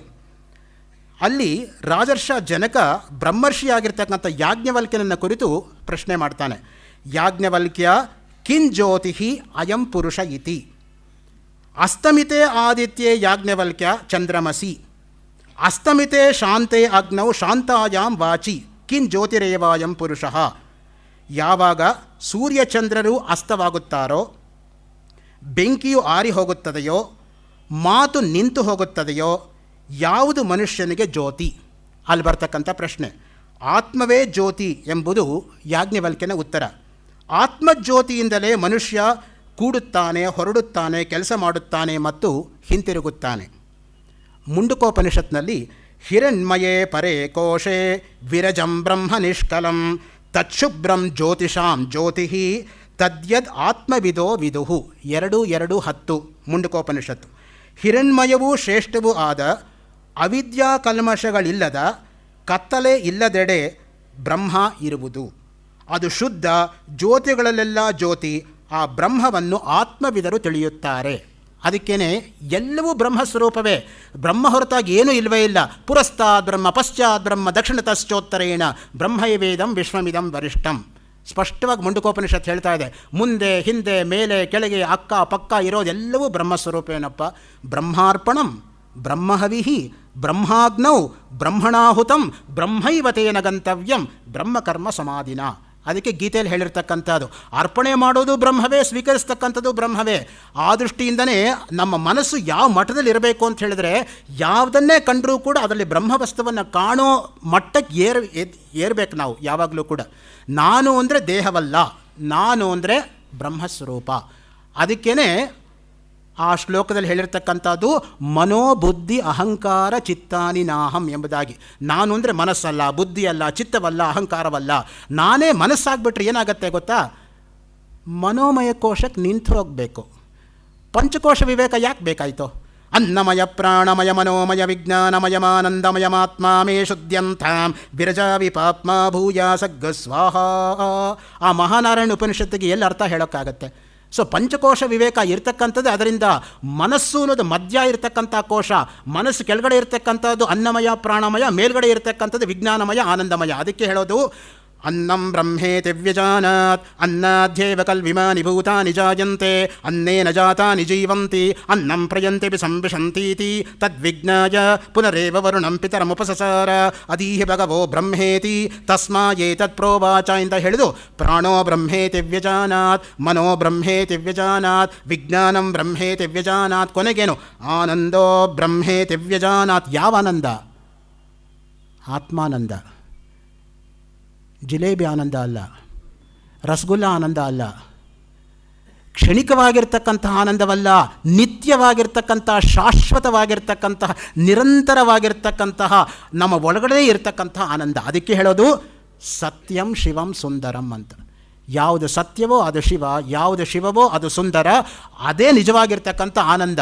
ಬಾಹ್ಯವಾಗಿರ್ತಕ್ಕಂಥ ಆನಂದವಲ್ಲ, ಆಂತರಿಕವಾಗಿರ್ತಕ್ಕಂಥ ಆನಂದ.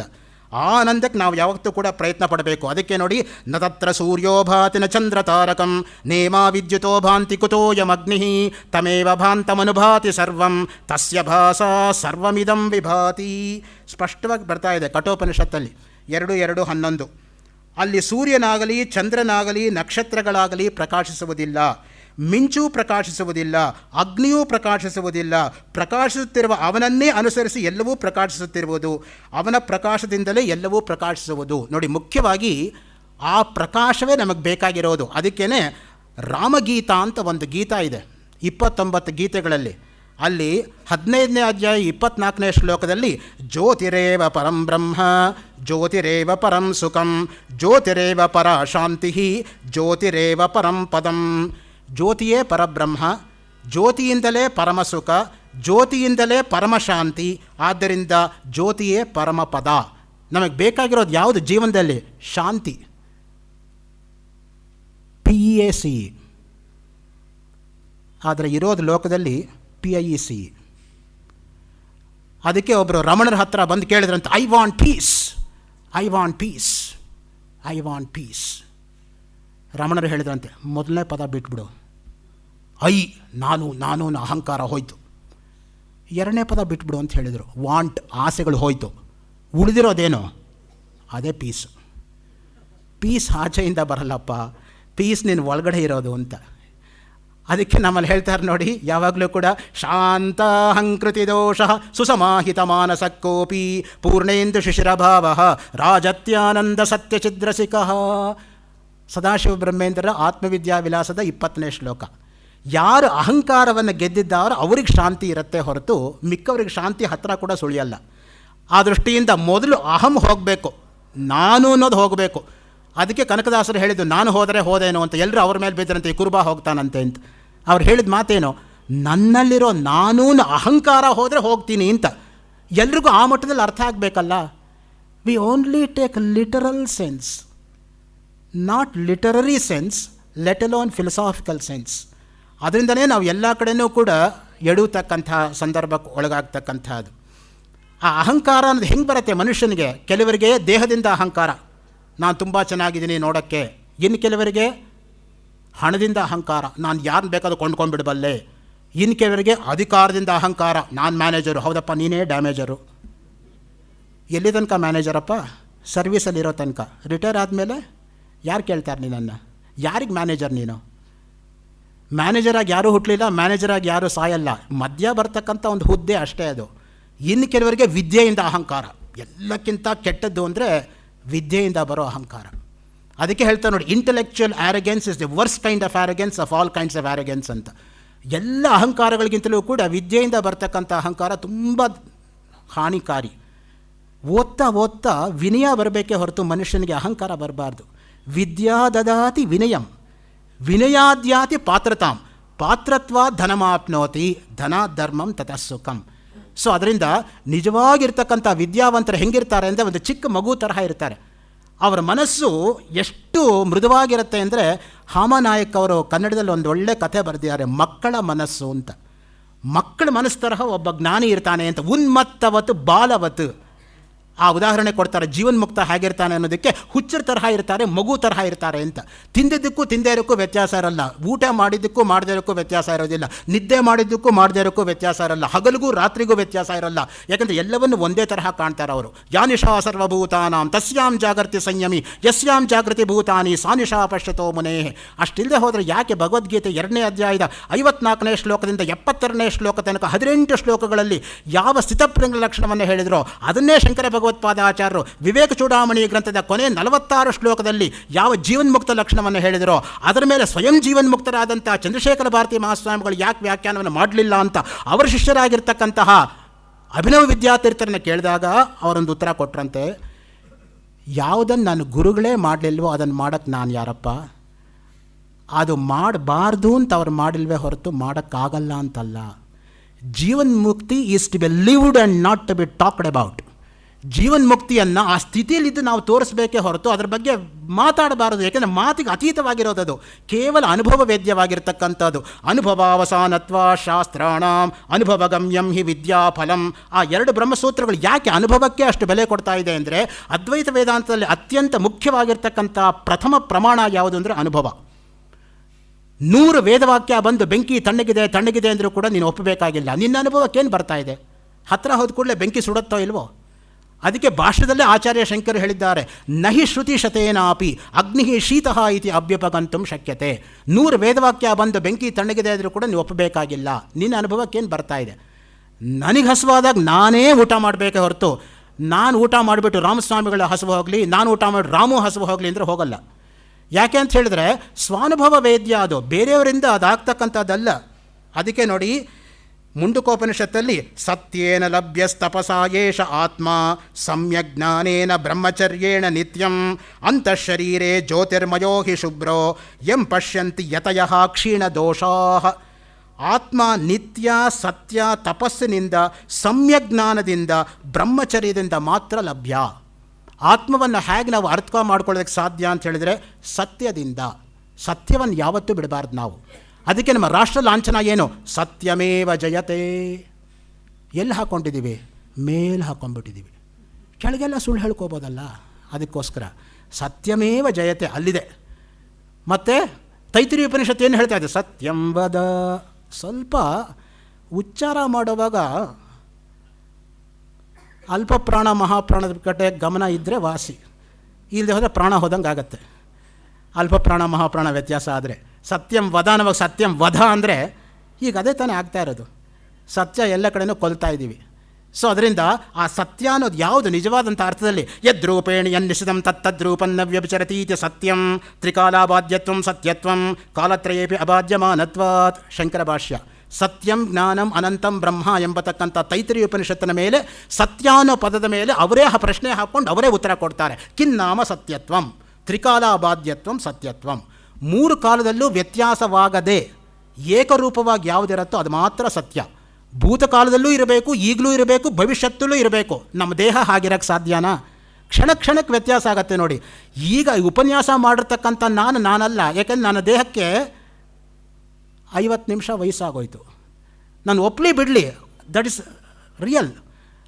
ಅದಕ್ಕೆ ರಂಗಪ್ರಿಯ ಸ್ವಾಮಿಗಳು ಪೂರ್ವಾಶ್ರಮದಲ್ಲಿ ಪ್ರೊಫೆಸರ್ ಎಚ್.ಎಸ್. ವರ್ದೇಶ್ಕಾಚಾರಾಗಿ ಬಸವನಗುಡಿ ನ್ಯಾಷನಲ್ ಕಾಲೇಜಲ್ಲಿ 1974ನೇ ಇಸ್ವಿ ಆಗಸ್ಟ್ 16ನೇ ತಾರೀಕು 10:15 11:15 ಕ್ಲಾಸಲ್ಲಿ ರೂಮ್ ನಂಬರ್ 8ರಲ್ಲಿ ಏನು ಹೇಳಿದರು ಅಂದರೆ, body is nothing but a leaky bucket, don't ever trust this bucket ಅಂತ. Body is a leaky bucket. ಪ್ರತಿ ಕ್ಷಣವೂ ಕೂಡ ನೀರು ಜಿನುಗಿ ಜಿನುಗಿ ಜಿನುಗಿ ಪೂರ್ತಿ ಆ ಬಕೆಟ್ ಬರಿದಾಗ್ಬಿಡುತ್ತೆ. ಅದೇ ತರಹ ನಮ್ಮ ದೇಹ ಎಂಬತಕ್ಕಂತಹ ಬಕೆಟ್ಟಿಂದ ಆಯುಸ್ಸು ಅನ್ನೋ ಕಣ್ಣುಗಳು ಆಚೆ ಹೋಗ್ತಾ ಇದೆಯಪ್ಪ. ಯಾವತ್ತೂ ಕೂಡ ಈ ದೇಹವನ್ನು ನಂಬೇಡ. ದೇಹ ಅಂದ್ರೇನು? ದಹ್ಯತೆ ಐತಿ ದೇಹ, ತೊಗೊಂಡು ಸುಡೋದಕ್ಕೆ ಲಾಯಕ್ಕಾಗಿರೋದು ದೇಹ. ಅಂಥದ್ದಕ್ಕೆ ಪೋಷಣೆ ಮಾಡ್ಕೋತೀವಿ ನೋಡಿ ನಾವು. ಗಂಟೆಗಳ ಮುಂದೆ ಒಂದು ಕನ್ನಡಿ ಮುಂದೆ ನಿಂತ್ಕೊಂಡು ನಾನು ಹ್ಯಾಗೆ ಕಾಣ್ತೀನೋ, ಕೊನೆಗೇನದು? ಅದೆಲ್ಲವೂ ಕೂಡ ಪಾರಮಾರ್ಥಿಕವಾಗಿ ಸುಳ್ಳು.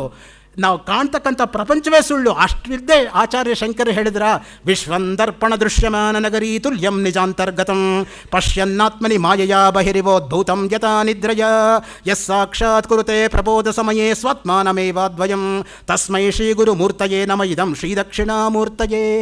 ಒಂದು ಶ್ಲೋಕ ಸಾಕು. ದೃಗ್ದೃಶ್ಯ ವಿವೇಕ ಅಲ್ಲೇ ತಂದುಬಿಟ್ರಲ್ಲ. ದೃಕ್ ಬ್ರಹ್ಮ ದೃಶ್ಯಂ ಜಗತ್ ಇತಿ ವೇದಾಂತ ಡಿಂಡಿಮಃ ದೃಕ್ಶಕ್ತಿಯೈ ನಮಃ ಲಲಿತಾ ಸಹಸ್ರನಾಮ. ದೃಕ್ಕಿಗೆ ಬೆಲೆ ಕೊಡಬೇಕು ಹೊರತು ದೃಶ್ಯಕ್ಕಲ್ಲ. ದೃಶ್ಯವಾಗಿರೋ ತೋರಿಕೆ ಅನ್ನೋದು ಯಾವಾಗಲೂ ಕೂಡ ಹೋಗುವಿಕೆ. ಯಾವುದು ತೋರತ್ತೋ ಅದು ಹೋಗುತ್ತೆ, ಯಾವ್ದು ಇರುತ್ತೋ ಅದು ಯಾವಾಗಲೂ ಇರುತ್ತೆ. ಆದ್ದರಿಂದ ಇರುವಿಕೆಗೂ ತೋರುವಿಕೆಗೂ ನಾವು ವ್ಯತ್ಯಾಸ ತಿಳ್ಕೊಳ್ದೆ ಹೋದರೆ, ನಿತ್ಯ ಅನಿತ್ಯ ವಸ್ತು ವಿವೇಕ ಕಳ್ಕೊಂಡ್ಬಿಟ್ರೆ, ಸಾಧನ ದೃಷ್ಟಿಗಳಲ್ಲಿ ಮೊದಲನೇ ಸಾಧನವೇ ಇಲ್ಲದೆ ಹೋದರೆ ಇನ್ನು ಮೋಕ್ಷ ಹೇಗಪ್ಪ ಸಿಗತ್ತೆ? ಮುಖ್ಯವಾಗಿ ಬೇಕಾಗಿರೋದೇನೋ ಸಾಧನ ಚತುಷ್ಟಯ ಸಂಪತ್ತಿ, ನಿತ್ಯಾನಿತ್ಯ ವಸ್ತು ವಿವೇಕ, ಇಹಾಮೂತ್ರ ಫಲಭೋಗ ವಿರಾಗ, ಸಮಾಧಿ ಶ್ರಿಕ ಸಂಪತ್ತಿ, ಮುಮುಕ್ಷತ್ವ. ಯಾವುದು ನಿತ್ಯ? ಆತ್ಮ ಅಥವಾ ಬ್ರಹ್ಮ ಒಂದೇ ನಿತ್ಯ. ಅದಕ್ಕೆ ಬ್ರಹ್ಮ ಸತ್ಯಂ ಜಗನ್ಮಿಥ್ಯ ಜೀವೋ ಬ್ರಹ್ಮೈವ ನ ಅಪರಹ ಆ ಮಾತು ಬಂದಿರೋದು. ಬ್ರಹ್ಮ ಒಂದೇ ಸತ್ಯವಾಗಿರ್ತಕ್ಕಂಥದ್ದು, ಪ್ರಪಂಚ ಹೇಗೆ ಮಿಥ್ಯಾಭೂತವಾಗಿರೋದು. ಏಕೆಂದರೆ ಇದು ಕ್ಷಣಭಂಗುರ, ರಂಗರಂಗಾಗಿರ್ತಕ್ಕಂಥದ್ದು, ತೋರ್ತಕ್ಕಂಥದ್ದು, ವ್ಯತ್ಯಾಸವಾಗ್ತಕ್ಕಂಥದ್ದು. What changes it undergoes death. What has no birth, it will not grow. ಅದಕ್ಕೇನೆ ನ ಜಾಯತೆ ಮ್ರಿಯತೆ ವಾ ಕದಾಚಿತ್ ನಾಯಂ ಭೂತ್ವಾ ಭವಿತಾ ವಾ ನ ಭೂಯಃ ಅಜೋ ನಿತ್ಯ ಶಾಶ್ವತೋಯಂ ಪುರಾಣೋ ನ ಹನ್ಯತೆ ಹನ್ಯಮಾನೇ ಶರೀರೇ ಹಂತ ಚೈನ್ಮನ್ಯತೆ ಹಂತುಂ ಹತಶ್ಚೈನ್ಮನ್ಯತೆ ಹತಂ ಉಭೌ ತೌ ನ ವಿಜಾನೀತೌ ನಾಯಂ ಹಂತಿ ನ ಹನ್ಯತೆ. ಈ ಎರಡು ಶ್ಲೋಕವನ್ನು ಶ್ರುತಿಯಾಗಿರ್ತಕ್ಕಂಥ ಕಠೋಪನಿಷತ್ತಲ್ಲಿ ಗುರುವಾಗಿರ್ತಕ್ಕಂಥ ಯಮ, ಶಿಷ್ಯನಾಗಿರ್ತಕ್ಕಂಥ ನಚಿಕೇತನಿಗೆ ಮೂರನೇ ವರವನ್ನು ವರ್ಣನೆ ಮಾಡುವಾಗ ಆತ್ಮವಿದ್ಯೆಯನ್ನು ಏನು ಬೋಧಿಸಿದ್ನೋ ಅದನ್ನೇ ಸ್ಮೃತಿಯಾಗಿರ್ತಕ್ಕಂಥ ಭಗವದ್ಗೀತೆಯಲ್ಲಿ ಗುರುವಾಗಿರ್ತಕ್ಕಂಥ ಕೃಷ್ಣ ಪರಮಾತ್ಮ ಶಿಷ್ಯನಾಗಿರ್ತಕ್ಕಂಥ ಅರ್ಜುನನ ನಿಮಿತ್ತವಾಗಿಟ್ಟುಕೊಂಡು 2ನೇ ಅಧ್ಯಾಯದ 54ನೇ ಶ್ಲೋಕದಿಂದ 72ನೇ ಶ್ಲೋಕ ತನಕ ಸ್ಥಿತಪ್ರಜ್ಞ ಲಕ್ಷಣವನ್ನು ಹೇಳುವಾಗ ಆ 2 ಶ್ಲೋಕವನ್ನು ಏನು ಹೇಳಿದ್ನೋ ಅದನ್ನೇ ನಮ್ಮ ರಾಷ್ಟ್ರಕವಿಯಾಗಿರ್ತಕ್ಕಂಥ ಕಾಳಿದಾಸ ತನ್ನ ಮೇರು ಕೃತಿಯಾಗಿರ್ತಕ್ಕಂಥ ರಘುವಂಶದ 2ನೇ ಸರ್ಗದ 2ನೇ ಶ್ಲೋಕದಲ್ಲಿ ಹಾಗೆ ಹೇಳ್ತಾನೆ ನೋಡಿ. ಶ್ರುತೇರಿವಾರ್ಥಂ ಸ್ಮೃತಿರನ್ವಗಚ್ಚತ್. ಶ್ರುತಿಯನ್ನು ಸ್ಮೃತಿ ಅನುಸರಿಸ್ಕೊಂಡು ಹೋಗೋ ಹಾಗೆ ಮಗ ಬೇಕು ಅನ್ನೋ ಆಸೆಯಿಂದ ನಂದಿನಿ ಧೇನುವಿನ ಸೇವೆಗೋಸ್ಕರ ದಿಲೀಪ ಮಹಾರಾಜನ ಸುದಕ್ಷಿಣಾದೇವಿ ಅನುಸರಿಸ್ಕೊಂಡು ಹೋಗ್ತಾ ಇದ್ದಾಳೆ ಅಂತ ಅವನು ಕೊಟ್ಟಿರ್ತಕ್ಕಂಥ ಉಪಮೆ ನೋಡಿ. ಕಾಳಿದಾಸ ಬರೀ ಶೃಂಗಾರ ಕವಿಯಲ್ಲ, ಬರೀ ನಿಸರ್ಗ ಕವಿಯಲ್ಲ, ಅವನ ವೈದಿಕ ಕವಿ, ವೇದಾಂತ ಕವಿಯೂ ಹೌದು ಅನ್ನೋದಕ್ಕೆ ಸಾಕಷ್ಟು ಪುರಾವೆಗಳು ನಮಗೆ ದೊರೆಯುತ್ತೆ. ಚಂದ್ರಮಸಾವಾವ ಸರ್ವಾಣಿ ಜ್ಯೋತಿಗುಂಷಿ ಮಹೀಯಂತೆ. ಸ್ಪಷ್ಟವಾಗಿ ತೈತರೀಯ ಉಪನಿಷತ್ತಲ್ಲಿ ಹೇಳ್ತಾ ಇದೆ, ಚಂದ್ರನಿಂದಲೇ ಎಲ್ಲ ಜ್ಯೋತಿಗಳು ಕೂಡ ವರ್ಧಿಸುತ್ತದೆ. ಅಷ್ಟಿಲ್ಲದೆ ಹೋಗಿದರೆ ತಮಸೋಮ ಜ್ಯೋತಿರ್ಗಮಯ ಅಂತ ನಮಗೆ ಯಾಕೆ ಬಂತು ಆ ಮಾತು? ಯಾವಾಗಲೂ ಕೂಡ ನಾವು ಹೇಳ್ತಕ್ಕಂಥ ಕತ್ತಲೆಯಿಂದ ಬೆಳಕಿನ ಕಡೆಗೆ, ಜ್ಯೋತಿರ್ಮ ತಮಸೋಗಮಯ ಅಂತ ಯಾರೂ ಹೇಳಲ್ಲ. ಬೆಳಕಿಗೆ ಯಾವಾಗ ಬೆಲೆ ಅಂದರೆ ಕತ್ತಲೆ ಇರುವಾಗ ಬೆಳಕಿಗೆ ಬೆಲೆ. ಅದಕ್ಕೆ ನಮ್ಮ ಸರ್ಕಾರ ಆವಾಗ ಕರೆಂಟ್ ತೆಗೆಯೋದು. 24 ಗಂಟೆ ಕರೆಂಟೇ ಕೊಟ್ಬಿಟ್ರೆ ಕರೆಂಟ್ ಬೆಲೆ ಯಾರಿಗೆ ಗೊತ್ತಾಗುತ್ತೆ? Only in the absence of a person you know the greatness of the person and not when is alive. And hence we Indians are known to give only posthumous awards. ಬದುಕಿರುವಾಗ ಯಾರೂ ಕೇಳಲ್ಲ, ಸತ್ತ ಮೇಲೇ award ಕೊಡೋದು. ಕಟ್ಕೊಂಡು ಏನಾಗಬೇಕಾದ.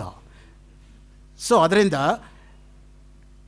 Adam Smith ಹೇಳ್ದ, wants are unlimited, the means to satisfy those wants are limited. With limited means you can't satisfy unlimited wants, therefore some wants go unsatisfied, for which he was given Nobel Prize. Did not Buddha and Shankara say the same truth thousands and thousands of years ago in the bygone land of ours? They were so noble, they never wanted Nobel. ಅವ್ರಿಗೆ ಯಾಕೆ Nobel prize ಬೇಕು? ಅವ್ರು ಇದಕ್ಕೆಲ್ಲ ಅತೀತರು. ನಾವಿವತ್ತು ₹100 price ಅಂದರೆ ಅದಕ್ಕೆ ಏನೋ ಲಾಬಿಂಗು, ಏನಕ್ಕೆ ಮೆನ್ಯೂವರಿಂಗು, ಮ್ಯಾನಿಪುಲೇಟಿಂಗು, ಮಿಸ್ಮ್ಯಾನೇಜಿಂಗು, ಮಿಸ್ಕ್ಯಾಲ್ಕುಲೇಟಿಂಗು ಎಲ್ಲ ಮಾಡ್ತೀವಿ. ಅವರು ಅಷ್ಟಿದ್ರೂ ಕೂಡ ಇದೆಲ್ಲ ತುಚ್ಛ ಅಂತ ಒಂದೇ ಒಂದು ಮಾತಲ್ಲಿ ಅವ್ರಿಗೆ ಗೊತ್ತಿತ್ತು. ಅದಕ್ಕೋಸ್ಕರ ಅವರು ಅದನ್ನು ಮೆಟ್ಟಿ ನಿಂತಿದ್ದರು ನಿಜವಾಗಿ. ಅದು ಇದೆಲ್ಲವೂ ಅನಿತ್ಯದ ಕಡೆಗೇ ಬರುತ್ತೆ. ನಿತ್ಯವಾಗಿರೋದು ಒಂದೇ ಆತ್ಮ, ಮಿಕ್ಕ ಎಲ್ಲವೂ ಜೀವನದಲ್ಲಿ ಅನಿತ್ಯವೇ. ನೋಡಿ, ಸ್ವರ್ಗ ಸುಖವೂ ಕೂಡ ಅನಿತ್ಯವೇ. ಆಗಿಲ್ಲದೆ ಹೋಗಿದರೆ ನಚಿಕೇತ ಯಾಕೆ ಸ್ವರ್ಗ ಸುಖವನ್ನು ಧಿಕ್ಕರಿಸಬೇಕಾಯಿತು? ಏನೆಲ್ಲ ಆರೋಪಣೆ ಮಾಡ್ದ ನೋಡಿ ಯಮ ನಚಿಕೇತನಿಗೆ. ನಿಜವಾಗ್ಲೂ ನೀವು ಪರೀಕ್ಷೆ ಮಾಡೇ ಕೊಡಬೇಕು, ಸುಮ್ಮನೆ ಕೊಡಬಾರ್ದು. ಆತ್ಮವಿದ್ಯೆ ಅನ್ನೋದಕ್ಕೆ ಒಂದಾದ್ಮೇಲೆ ಒಂದು ಪ್ರಲೋಭನೆಗಳೇ ಒಡ್ಡದ. ಇಮ ರಾಮ ಸರತಾ ಸತೂರ್ಯ ನಹಿ ದೃಶೋ ಲಂಬನೀಯ ಮನುಷ್ಯೈ ಆವಿರ್ಮತ್ ಪ್ರತ್ತಾಭಿಪರಿಚಾರಯಸ್ವ ನಚಿಕೇತೋ ಮರಣಂ ಮಾನುಪ್ರಾಕ್ಷೀ.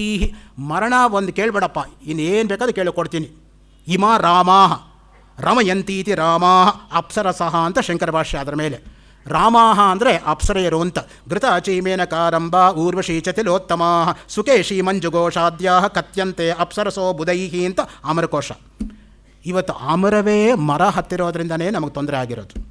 ಹಿಂದಿನ ಕಾಲದಲ್ಲಿ ಅದರ ತ್ರಿಕಾಂಡ ಅಮರಕೋಶ ಬಾಯಲ್ಲಿತ್ತು. ಮಕ್ಕಳಿಗೆ 5 ರಿಂದ 12 ವಯಸ್ಸು ಆಗೋಷ್ಟೊತ್ತಿಗೆ ಶಬ್ದರೂಪಾವಳಿ, ಧಾತುರೂಪಾವಳಿ, ಭಗವದ್ಗೀತೆ, ತ್ರಿಕಾಂಡ ಅಮರಕೋಶ ಬಾಯಲ್ಲಿ ಇದ್ದಿದ್ದರಿಂದನೇ ತಪ್ಪು ಮಾಡಬೇಕು ಅಂದರೆ ಅವ್ರು ಮಾಡೋಕ್ಕಾಗ್ತಾ ಇರಲಿಲ್ಲ. ಇನ್ನು ಯಾವ ಭಾಷೆನಲ್ಲೂ ಕೂಡ ಡಿಕ್ಷನರಿ ಬಾಯ್ಪಾಠ ಮಾಡೋಕ್ಕಾಗಲ್ಲ, ಸಂಸ್ಕೃತ ಒಂದು ಬಿಟ್ಟು. That's the greatness of Sanskrit language, because you can memorise entire dictionary. ಒಂದು ಪರ್ಯಾಯ ಪದ ಕೇಳಿದ್ರೆ 24 ಪರ್ಯಾಯ ಪದವು ಹೇಳ್ತಕ್ಕಂಥ ಒಂದು ಶಕ್ತಿ ಇರೋದು ಕೇವಲ ಈ ಭಾಷೆಗೆ ಮಾತ್ರವೇ. ಸೊ ಆ ದೃಷ್ಟಿಯಿಂದ ಅದು ನಮಗೆ ಬೇಕಾಗಿರ್ತಕ್ಕಂಥದ್ದು. ಈ ಆತ್ಮವಸ್ತು ಎಂಬತಕ್ಕಂಥದ್ದು ಸ್ವರ್ಗ ಸುಖಕ್ಕಿಂತ ಮಿಗಿಲಾಗಿರೋದು. ಯಾಕೆಂದರೆ ಇಹ ಅಮೂತ್ರ ಫಲಭೋಗ ವಿರಾಗ. ಇಹ ಅಂದರೆ ಈ ಲೋಕಕ್ಕೆ ಸಂಬಂಧಪಟ್ಟಿದ್ದು, ಅಮೂತ್ರ ಅಂದರೆ ಸ್ವರ್ಗ. ಇಲ್ಲಿಂದ ಸ್ವರ್ಗ ಶಾಶ್ವತ ತರಹ ತೋರುತ್ತೆ, ಆದರೆ ನಿಜವಾಗಿ ಸ್ವರ್ಗ ಶಾಶ್ವತವಲ್ಲ. ಸ್ವರ್ಗವೂ ಕೂಡ ಕ್ಷಣಿಕವೇ. ಯಾಕೆ ಅಂದರೆ ಇದು ಕರ್ಮಭೂಮಿ, ಅದು ಭೋಗಭೂಮಿ. ಕ್ಷೀಣೆ ಪುಣ್ಯೆ ಮರ್ತ್ಯಲೋಕಂ ವಿಶಂತಿ. ಪುಣ್ಯ ಮಾಡಿರೋ ತನಕ ಸ್ವರ್ಗದಲ್ಲಿರ್ಬೋದು, ಪುಣ್ಯ ಖರ್ಚಾದ್ಮೇಲೆ ಭೂಲೋಕನೇ ಗ್ಯಾರಂಟಿ. ನಿಮ್ಮ ಬ್ಯಾಂಕಲ್ಲಿ ನೀವು ಎಲ್ಲಿ ತನಕ ಡ್ರಾ ಮಾಡ್ತೀರಪ್ಪ ದುಡ್ಡನ್ನ? ಹಣ ಇರೋ ತನಕ ಡ್ರಾ ಮಾಡ್ತೀರಾ, ಆಮೇಲೆ ಚೆಕ್ ಬೌನ್ಸ್ ಆಗುತ್ತೆ. ಆ ಥರನೇ ನೀವು ಮಾಡಿರೋ ಪುಣ್ಯ ಇರೋ ತನಕ ಸ್ವರ್ಗದಲ್ಲಿರ್ಬೋದು, ಆಮೇಲೆ ಅಲ್ಲಿಂದ ಕೆಳಗೆ ಕಳಿಸ್ತಾರೆ ಭೂಲೋಕಕ್ಕೆ. ಅದರಿಂದ ಭೂಲೋಕ ಗ್ಯಾರಂಟಿನೇ ಹೊರತು ಸ್ವರ್ಗ ಗ್ಯಾರಂಟಿ ಅಲ್ಲ, ಅದು ದೂರದ ಬೆಟ್ಟ ಅಷ್ಟೇ. ಅದು ಹೆಂಗೆ ಅಂದರೆ ಚಂದ್ರನ ಮೇಲೆ ಇಳಿಯೋ ತನಕ ಓ ಚಂದ್ರ ಚಂದ್ರ ಅಂತ ಇದ್ರು. ಆಮೇಲೆ ಚಂದ್ರನ ಮೇಲೆ ಇಳಿದ ಮೇಲೆ ರಾಕೇಶ್ ಶರ್ಮಾ ಒಂದು ಮೆಸೇಜ್ ಮಾಡ್ತಾನೆ ಇಂದಿರಾ ಗಾಂಧಿಗೆ, earth looks very beautiful from here ಅಂತ. ಸೊ ಅದರಿಂದ ಇಲ್ಲಿಂದ ಮೂನ್ ಅಷ್ಟೇ. When you are there on the moon the earth looks beautiful. ಅದು ಯಾವಾಗಲೂ ಕೂಡ ದೂರದಲ್ಲಿರೋದೇ ಚೆನ್ನಾಗಿ ಕಾಣೋದು ಅಷ್ಟೇ ಹೊರತು ಹತ್ತಿರದಿಂದ ನೋಡಿಬಿಟ್ರೆ ಅಯ್ಯೋ ಇಷ್ಟೇನಾ ಅಂತ ಅನಿಸ್ಬಿಡತ್ತೆ. ಸೊ ಆ ದೃಷ್ಟಿಯಿಂದ ಮುಖ್ಯವಾಗಿ ಈ ಆತ್ಮವಸ್ತು ಅನ್ನೋದು ನೋಡಿ, ಯಾವತ್ತೂ ಕೂಡ ಜ್ಯೋತಿಷಾಮಪಿ ತಜ್ಜ್ಯೋತಿ ತಮಸಃ ಪರಮುಚ್ಯತೆ ಜ್ಞಾನಂ ಜ್ಞೇಯಂ ಜ್ಞಾನಗಮ್ಯಂ ಹೃದಯ ಸರ್ವಸ್ಯ ವಿಷ್ಟಿತಂ.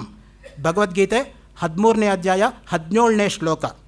ಆತ್ಮವಸ್ತು ಬೆಳಕುಗಳಿಗೆಲ್ಲ ಬೆಳಕಾಗಿರ್ತಕ್ಕಂಥದ್ದು, ಕತ್ತಲೆಯಿಂದ ಆಚೆ ಇರತಕ್ಕಂಥದ್ದು. ಕತ್ತಲೆ ಅಂದರೆ ಬರೀ ಬಾಹ್ಯವಾಗಿರೋ ಕತ್ತಲೆ ಅಂತ ಅಷ್ಟು ಮಾತ್ರ ಅರ್ಥ ಇಟ್ಕೋಬೇಕಾಗಿಲ್ಲ ನಾವು. ಅಜ್ಞಾನ ಅಂದರೆ ಕತ್ತಲೆ. ವಿದ್ಯಾ ದಿನಂ ಪ್ರಕಾಶತ್ವಾತ್ ಅವಿದ್ಯಾ ರಾತ್ರಿ ರುಚ್ಯತೆ. ಪಂಚದಶೀಕಾರರು ಆ ಮಾತನ್ನು ಹೇಳ್ತಾರೆ. ವಿದ್ಯೆಯೇ ದಿನ, ದಿನ ಅಂದರೆ ಹಗಲು, ಹಗಲು ಅಂದರೆ ಬೆಳಕು, ಬೆಳಕು ಅಂದರೆ ಜ್ಯೋತಿ. ಅವಿದ್ಯೆ ಅಂದರೆ ಅಜ್ಞಾನ, ಅಜ್ಞಾನ ಅಂದರೆ ಕತ್ತಲೆ, ಕತ್ತಲೆ ಅಂದರೆ ಕಣ್ಣಿಗೆ ಕಾಣದೇ ಇರತಕ್ಕಂಥದ್ದು. ಸೊ ಆ ದೃಷ್ಟಿಯಿಂದನೇ ನಾವು ಬೇಕಾಗಿರ್ತಕ್ಕಂಥದ್ದು ಆ ದಿವ್ಯವಾಗಿರ್ತಕ್ಕಂಥ ಜ್ಯೋತಿ. ಜ್ಯೋತಿಶ್ಚರಣಾಭಿಧಾನಾತ್ ಜ್ಯೋತಿರ್ದರ್ಶನಾತ್. 2 ಬ್ರಹ್ಮಸೂತ್ರಗಳು ಜ್ಯೋತಿಯನ್ನು ವರ್ಣನೆ ಮಾಡೋಕ್ಕೆ ಹೊರಟಿದೆ ನಮ್ಮಲ್ಲಿ. ಯಾವಾಗಲೂ ಕೂಡ ಒಂದು ದೀಪದಿಂದ ಮತ್ತೊಂದು ದೀಪವನ್ನು ಹಚ್ಚಬೇಕು ಅಂತ ನಮ್ಮಲ್ಲಿದೆಯೇ ಹೊರತು ದೀಪವನ್ನು ಆರಿಸ್ತಕ್ಕಂಥದ್ದು ನಮ್ಮ ಸಂಸ್ಕೃತಿ ಅಲ್ಲ. ದಯವಿಟ್ಟು ಯಾರಾದರೂ ಬೇಜಾರು ಪಟ್ಕೊಂಡ್ರೆ ಪಟ್ಕೋಬಹುದು, ನನಗೇನು ಅಭ್ಯಂತರ ಇಲ್ಲ. ಆದರೆ ಇರೋ ಸತ್ಯ ಸಂಗತಿ ನಾನು ಹೇಳಲೇಬೇಕು. ನಮ್ಮ ಸಂಸ್ಕೃತಿನಲ್ಲಿ ಕ್ಯಾಂಡಲ್ ಲೈಟ್ ಪುಟ್ ಆಫ್ ಮಾಡಿ ಬರ್ಡೇ ಸೆಲೆಬ್ರೇಟ್ ಮಾಡೋದಲ್ಲ. ನಮ್ಮ ಸಂಸ್ಕೃತಿಯಲ್ಲಿ ಇರ್ತಕ್ಕಂಥದ್ದು ದೀಪವನ್ನು ಬೆಳಗೋದೇ ಹೊರತು ದೀಪವನ್ನು ಆರಿಸೋದಲ್ಲ. ಅದಕ್ಕೆ ನಾವು ಹಚ್ಚೇವು ಯಾವುದಾದ್ರೂ ದೀಪ, ಕನ್ನಡದ ದೀಪವೋ ಯಾವುದೋ ದೀಪ ಹಚ್ಚಬೇಕೇ ಹೊರತು ಆರಿಸಬಾರ್ದು ಯಾವಾಗಲೂ ಕೂಡ. ಅಷ್ಟಿಲ್ಲದೆ ಹೊರತು ನಂದಾದೀಪ ಅಂತ ಯಾಕೆ ಇರ್ತಾಯಿತ್ತು ನಮ್ಮ ಮನೆಗಳಲ್ಲಿ? ನಮ್ಮ ಬಸ್ಸುಗಳಲ್ಲಿ ಕೆಲವು ಒಳ್ಳೆ ವಿಷಯಗಳು ಕಾಣಿಸುತ್ತೆ. ಹೆಂಗಿದ್ರೆ ನಮಗೆ ಸ್ಟ್ಯಾಂಡಿಂಗ್ ಸೀಟ್ ತಾನೇ ಸಿಗೋದು. ಹಾಗೇ ನೋಡ್ತಾ ಇದ್ದರೆ ಎಂಥ ಒಳ್ಳೆ ಮಾತುಗಳು ಕಂಡುಬರುತ್ತೆ ಗೊತ್ತಾ? ಕೆಲವು ಸಲ ಕೋಪವು ನಂದಿದ ದೀಪವಾಗಲಿ, ನಗುವು ನಂದಾ ದೀಪವಾಗಲಿ. ಕೋಪ ನಂದು ಹೋಗಬೇಕು, ಅಲ್ಲಲ್ಲೇ ಬಿಟ್ಬಿಡ್ಬೇಕು, ಬೆಳೆಸಬಾರ್ದು. ಅದನ್ನು ಬೆಳೆಸಿದ್ರೆ ಸುಮ್ಮನೆ ಬೆಳ್ಕೊಂಡು ಹೋಗುತ್ತೆ. 2 ಕೈ ಸೇರಿದ್ರೆ ಚಪ್ಪಾಳೆ, 1 ಕೈ ಏನು ಮಾಡುತ್ತೆ? ನಗುವು ನಂದಾ ದೀಪವಾಗಲಿ. ಯಾರಾದ್ರು ನಗ್ತಾ ಇದ್ದರೆ ಚೆನ್ನಾಗಿರುತ್ತೆ ಹೊರತು ಅಳ್ತಾ ಇದ್ದರೆ ಏನು ಚೆನ್ನಾಗಿರುತ್ತೆ? ಯಾರೋ ಎದುರುಗಡೆ ಕಂಡಾಗ ಏನಪ್ಪ ಎಲ್ಲ ಚೆನ್ನಾಗಿದ್ದೀರಿ ತಾನೇ ಅಂತ ಕೇಳ್ತೀವಿ ಹೊರತು ಎಲ್ಲ ಚೆನ್ನಾಗಿಲ್ಲ ತಾನೇ ಅಂತ ನಾವು ಯಾರನ್ನೂ ಕೇಳಲ್ಲ. ಸ್ವಸ್ಥವೇ ಅಂತ ಹಿಂದಿನ ಕಾಲದಲ್ಲಿ ಕೇಳ್ತಾ ಇದ್ದು. ಸ್ವಸ್ತಿ ಅಂತ ಹೇಳ್ಬಿಟ್ಟು ಇವ್ರು ಮುಂದಕ್ಕೆ ಹೋಗೋರು. ಸ್ವ ಅಂದ್ರೇನು? ಸ್ಥ ಅಂದ್ರೇನು? ಒಬ್ರಿಗದು ಅರ್ಥ ಗೊತ್ತಿದ್ದು ಮಾತಾಡ್ತಾ ಇದ್ರಾ? ನಾವು ಅರ್ಥ ಗೊತ್ತಿದ್ರೆ ಖಂಡಿತವಾಗಿ ಒಳ್ಳೆ ಮಾತಾಡಲ್ಲ. ಗೊತ್ತಿಲ್ಲದೇ ಪರಮಾತ್ಮ ಒಳ್ಳೆ ಮಾತನ್ನು ಆಡಿಸ್ಬೇಕು ನಮ್ಮಿಂದ. ಸ್ವಸ್ಥವೇ ಅಂದ್ರೇನು? ಸ್ವ ಅಂದರೆ ಆತ್ಮ, ಸ್ಥ ಅಂದರೆ ನೆಲೆ ನಿಂತಿದ್ದೀಯಾ ಅಂತ. ನೀನು ನಿನ್ನ ಸ್ವರೂಪದಲ್ಲಿ ನೆಲೆ ನಿಂತಿದ್ದೀಯಾ ಅಂತ ಕೇಳೋದಕ್ಕೆ ಸ್ವಸ್ಥವೇ ಅಂತ. ಅವನು ಸ್ವಸ್ತಿ ಅಂತ ಹೇಳ್ಬಿಟ್ಟು ಮುಂದಕ್ಕೆ ಅವನು ಹೌದು ನಾನು ನನ್ನ ಸ್ವರೂಪದಲ್ಲಿದ್ದೀನಿ ಅಂತ ಹೇಳ್ಬಿಟ್ಟು ಅವ್ನು ಮುಂದಕ್ಕೆ ಹೋಗೋವನು. ಅರ್ಥ ಗೊತ್ತಿರೋರಿಗೆ. ಮಿಕ್ಕವರಿಗೆ ಸುಮ್ಮನೆ ಅದೊಂದು ಗಿಳಿ ಪಾಠ ತರಹ ನಡೀತಾ ಇತ್ತು. ಯಾತಕ್ಕೆ ಹೇಳ್ತೇನೆ ಅಂದರೆ, ಸ್ವ ಅನ್ನೋದು ಸ್ವರೂಪ ಅಂದ್ರೇನು? ಯಾವುದು ನಮ್ಮನ್ನು ಎಂದೆಂದೂ ಬಿಡುವುದಿಲ್ಲವೋ ಅದು ನಮ್ಮ ಸ್ವರೂಪ. ಅದಕ್ಕೆ ಬ್ರಹ್ಮನಿಗೇನು ಸ್ವರೂಪ ಲಕ್ಷಣ? ಸತ್ಯಂ ಜ್ಞಾನಮನಂತಂ ಬ್ರಹ್ಮ. ಇದು ಬ್ರಹ್ಮನ ಸ್ವರೂಪ ಲಕ್ಷಣ. ತಟಸ್ಥ ಲಕ್ಷಣ ಏನು? ಯತೋ ವಾ ಇಮಾನಿ ಭೂತಾನಿ ಜಾಯಂತೆ ಯೇನ ಜಾತಾನಿ ಜೀವಂತಿ ಯತ್ ಪ್ರಯಂತ್ಯಭಿ ಸಂವಿಶಂತೀತಿ. ಇದು ತಟಸ್ಥ ಲಕ್ಷಣ. ಸೊ ಅದರಿಂದ ಸ್ವರೂಪವೇ ಮುಖ್ಯವಾಗಿರ್ತಕ್ಕಂಥದ್ದು ನಮ್ಮಲ್ಲಿ ಯಾವಾಗಲೂ ಕೂಡ. ಆ ಜ್ಯೋತಿಯನ್ನು ನಾವು ಅನ್ವೇಷಣೆ ಮಾಡ್ತಕ್ಕಂಥದ್ದಾದ್ದರಿಂದನೇ ಮುಖ್ಯವಾಗಿ ಆ ಜ್ಯೋತಿ ಕಡೆಗೆ ನಾವು ಒಲವಿರಬೇಕು. ಆ ಜ್ಯೋತಿ ಅಂದರೆ ಏನು ಅಂದರೆ ಅದೇ ಆತ್ಮವಸ್ತು. ಆ ಆತ್ಮವಸ್ತುವನ್ನು ನಾವು ಯಾವ ರೀತಿ ಪರಿಗಣಿಸಬೇಕು ಅಂದರೆ, ಆತ್ಮಾನಂಚೇದ್ ವಿಜಾನೀಯಾತ್ ಅಯಮಸ್ಮೀತಿ ಪೂರುಷಃ ಕಿಮಿಚ್ಛನ್ ಕಸ್ಯ ಕಾಮಾಯ ಶರೀರಮನುಸಂಜ್ವರೇತ್. ನಾನು ಎಂಥವನು ಅಂತ ಪ್ರಶ್ನೆ ಇಟ್ಕೊಂಡ್ರೆ, ಆತ್ಮಾವ ಅರೇ ದ್ರಷ್ಟವ್ಯ ಶ್ರೋತವ್ಯೋ ಮಂತವ್ಯೋ ನಿದಿಧ್ಯಾಸಿತವ್ಯ. ಬೃಹದಾರಣ್ಯಕೋಪನಿಷತ್ತಲ್ಲಿ ಹೇಳ್ತಾರೆ ನೋಡಿ, ಆತ್ಮವನ್ನೇ ಯಾವಾಗಲೂ ಕೂಡ ನಾವು ಕೇಳ್ತಾ ಇರಬೇಕು. ಅದ್ರ ಬಗ್ಗೆನೇ ಮಾತಾಡ್ತಾ ಇರಬೇಕು. ಶ್ರವಣ ಮನನ ನಿದಿಧ್ಯಾಸನ. ಶ್ರವಣ ಇಲ್ಲದೆ ಹೋದರೆ ಮನನ ನಿದಿಧ್ಯಾಸನಗಳಾಗಲ್ಲ. ಶ್ರೋತವ್ಯ ಶ್ರುತಿವಾಕ್ಯೇಭ್ಯ. ಶ್ರುತಿವಾಕ್ಯವನ್ನು ಕೇಳಬೇಕು, 10 ಸಲ ಕೇಳಬೇಕು, 10 ಜನದ ಬಾಯಲ್ಲಿ ಕೇಳಬೇಕು. ಅಷ್ಟಿದ್ರೂ ನಿಲ್ಲಲ್ಲ ನಮಗೆ. ಇನ್ನು 1 ಸಲ ಕೇಳಿಬಿಟ್ಟು ಮುಂದಕ್ಕೆ ಹೋದರೆ ನಾವು ವಿವೇಕಾನಂದರಾಗಿ ಹುಟ್ಟಲಿಲ್ವಲ್ಲ. 1 ಸಲ ಹೇಳಿದ ಕೂಡಲೇ ಪಕ್ಕ ಅಂತ ಹಿಡ್ಕೊಳ್ಳೋದಕ್ಕೆ. ನಿಮಗೆಲ್ಲ ಗೊತ್ತಿದೆ, ವಿವೇಕಾನಂದ ನರೇಂದ್ರ ಆಗಿದ್ದಾಗ ಕ್ಲಾಸ್ ರೂಮಲ್ಲಿ ಅಧ್ಯಾಪಕರು ಪಾಠ ಮಾಡ್ತಾ ಇದ್ದಾಗ ಅರ್ಧ ಗಂಟೆ ಪಾಠ ಮಾಡಿದಾಗ ಅವ್ರು ಸುಮ್ಮನೆ ಹಿಂಗೆ ಕೂತ್ಕೊಂಡು ಕೇಳ್ತಾ ಇದ್ರಂತೆ.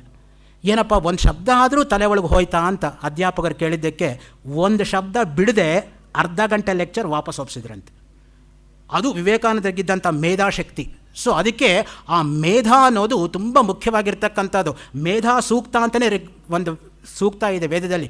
ಮಯಿ ಮೇಧಾಂ ಮಯಿ ಪ್ರಜಾಂ ಮಯಿ ಯಜ್ಞಸ್ತೇಜೋ ದಧಾತು ಮಯಿ ಮೇಧಾಂ ಮಯಿ ಪ್ರಜಾಂ ಮಯಿ ಸೂರ್ಯೋ ಭ್ರಾಜೋ ದಧಾತು ಅಂತ ಕೊನೆ ಆಗುತ್ತೆ ಮೇಧಾ ಸೂಕ್ತ. ಎಂಥ ಇದು ಅಂತ ಹೇಳಿದ್ರೆ, ಆ ಮೇಧಾ ಸೂಕ್ತವನ್ನು ಪಠಣ ಮಾಡಿದ್ರೆ ಮೇಧಾ ಶಕ್ತಿ ಹೆಂಗೆ ಇಂಪ್ರೂವ್ ಆಗುತ್ತೆ ಗೊತ್ತಾ? ಸೊ ಅದರಿಂದ ನಮ್ಮಲ್ಲಿ ಎಲ್ಲ ಇದೆ, ಪರಂಪರೆಯಲ್ಲಿ ನಾವು ಓದಲ್ಲ ಅಷ್ಟೇ. ಇಲ್ಲದೆ ಏನೂ ಇಲ್ಲ. ಎಲ್ಲಿದೆ ಅಂತ ನಾವು ತೆಗೆದು ಓದಬೇಕಾಗಿರೋದು ನಮ್ಮ ಧರ್ಮ. ಅದನ್ನು ಮಾಡದೆ ಹೋದರೆ ಯಾರ್ದಪ್ಪ ತಪ್ಪು? ನಮ್ಮ ಋಷಿಮುನಿಗಳು ಎಲ್ಲ ಕೊಟ್ಟಿದ್ದಾರೆ ನಮಗೆ, ನಾವು ತೆಗೆದೇ ನೋಡದೆ ಹೋದರೆ. ಆತ್ಮ ಅಂದ್ರೇನು ನೋಡಿ, ಐತರೇಯ ಉಪನಿಷತ್ ಭಾಷ್ಯದಲ್ಲಿ ಆಚಾರ್ಯ ಶಂಕರರ ಮಾತಲ್ಲೇ ಕೇಳೋಣ ಆತ್ಮ ಅಂದ್ರೇನು ಅಂತ.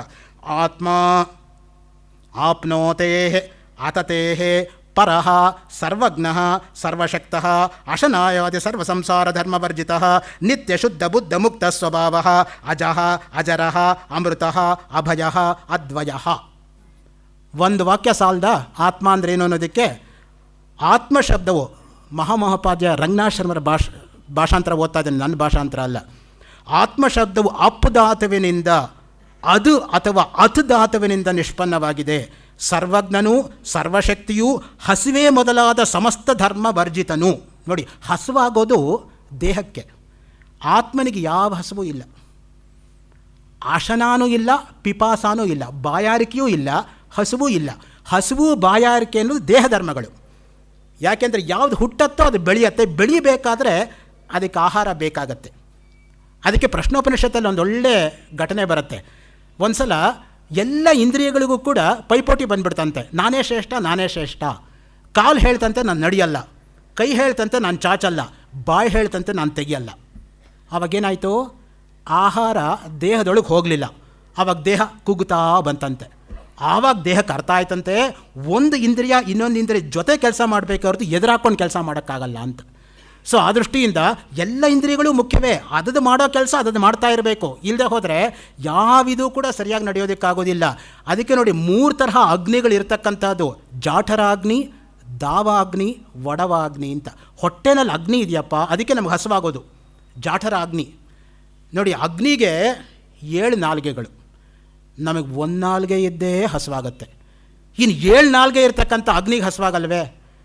ಅದಕ್ಕೆ ಹಿಲ್ ಬ್ರ್ಯಾಂಟ್ ಅನ್ನೋ ವಿದ್ವಾಂಸ ವೇದಿಕ್ ಮೈಥಾಲಜಿ ವಾಲ್ಯೂಮ್ 2ನಲ್ಲಿ ಬರೀತಾನೆ, Agni is nothing but ever hungry god. You can never appease the hunger of fire. Fire is always hungry ಅಂತ. ಒಂದು ಬಾಯಲ್ಲಿ ಹಾಕೋಷ್ಟೊತ್ತಿಗೆ ಅಗ್ನಯೇ ಸ್ವಾಹ, ಅಗ್ನಯ ಇದನ್ನ ಮಮ ಅನ್ನೋಷ್ಟೊತ್ತಿಗೆ 6 ಬಾಗಿಲು ತೆಕ್ಕೊಂಡೇ ಇರುತ್ತೆ ಬಾಯಿ, ಕೊಡು ಕೊಡು ಅಂತ.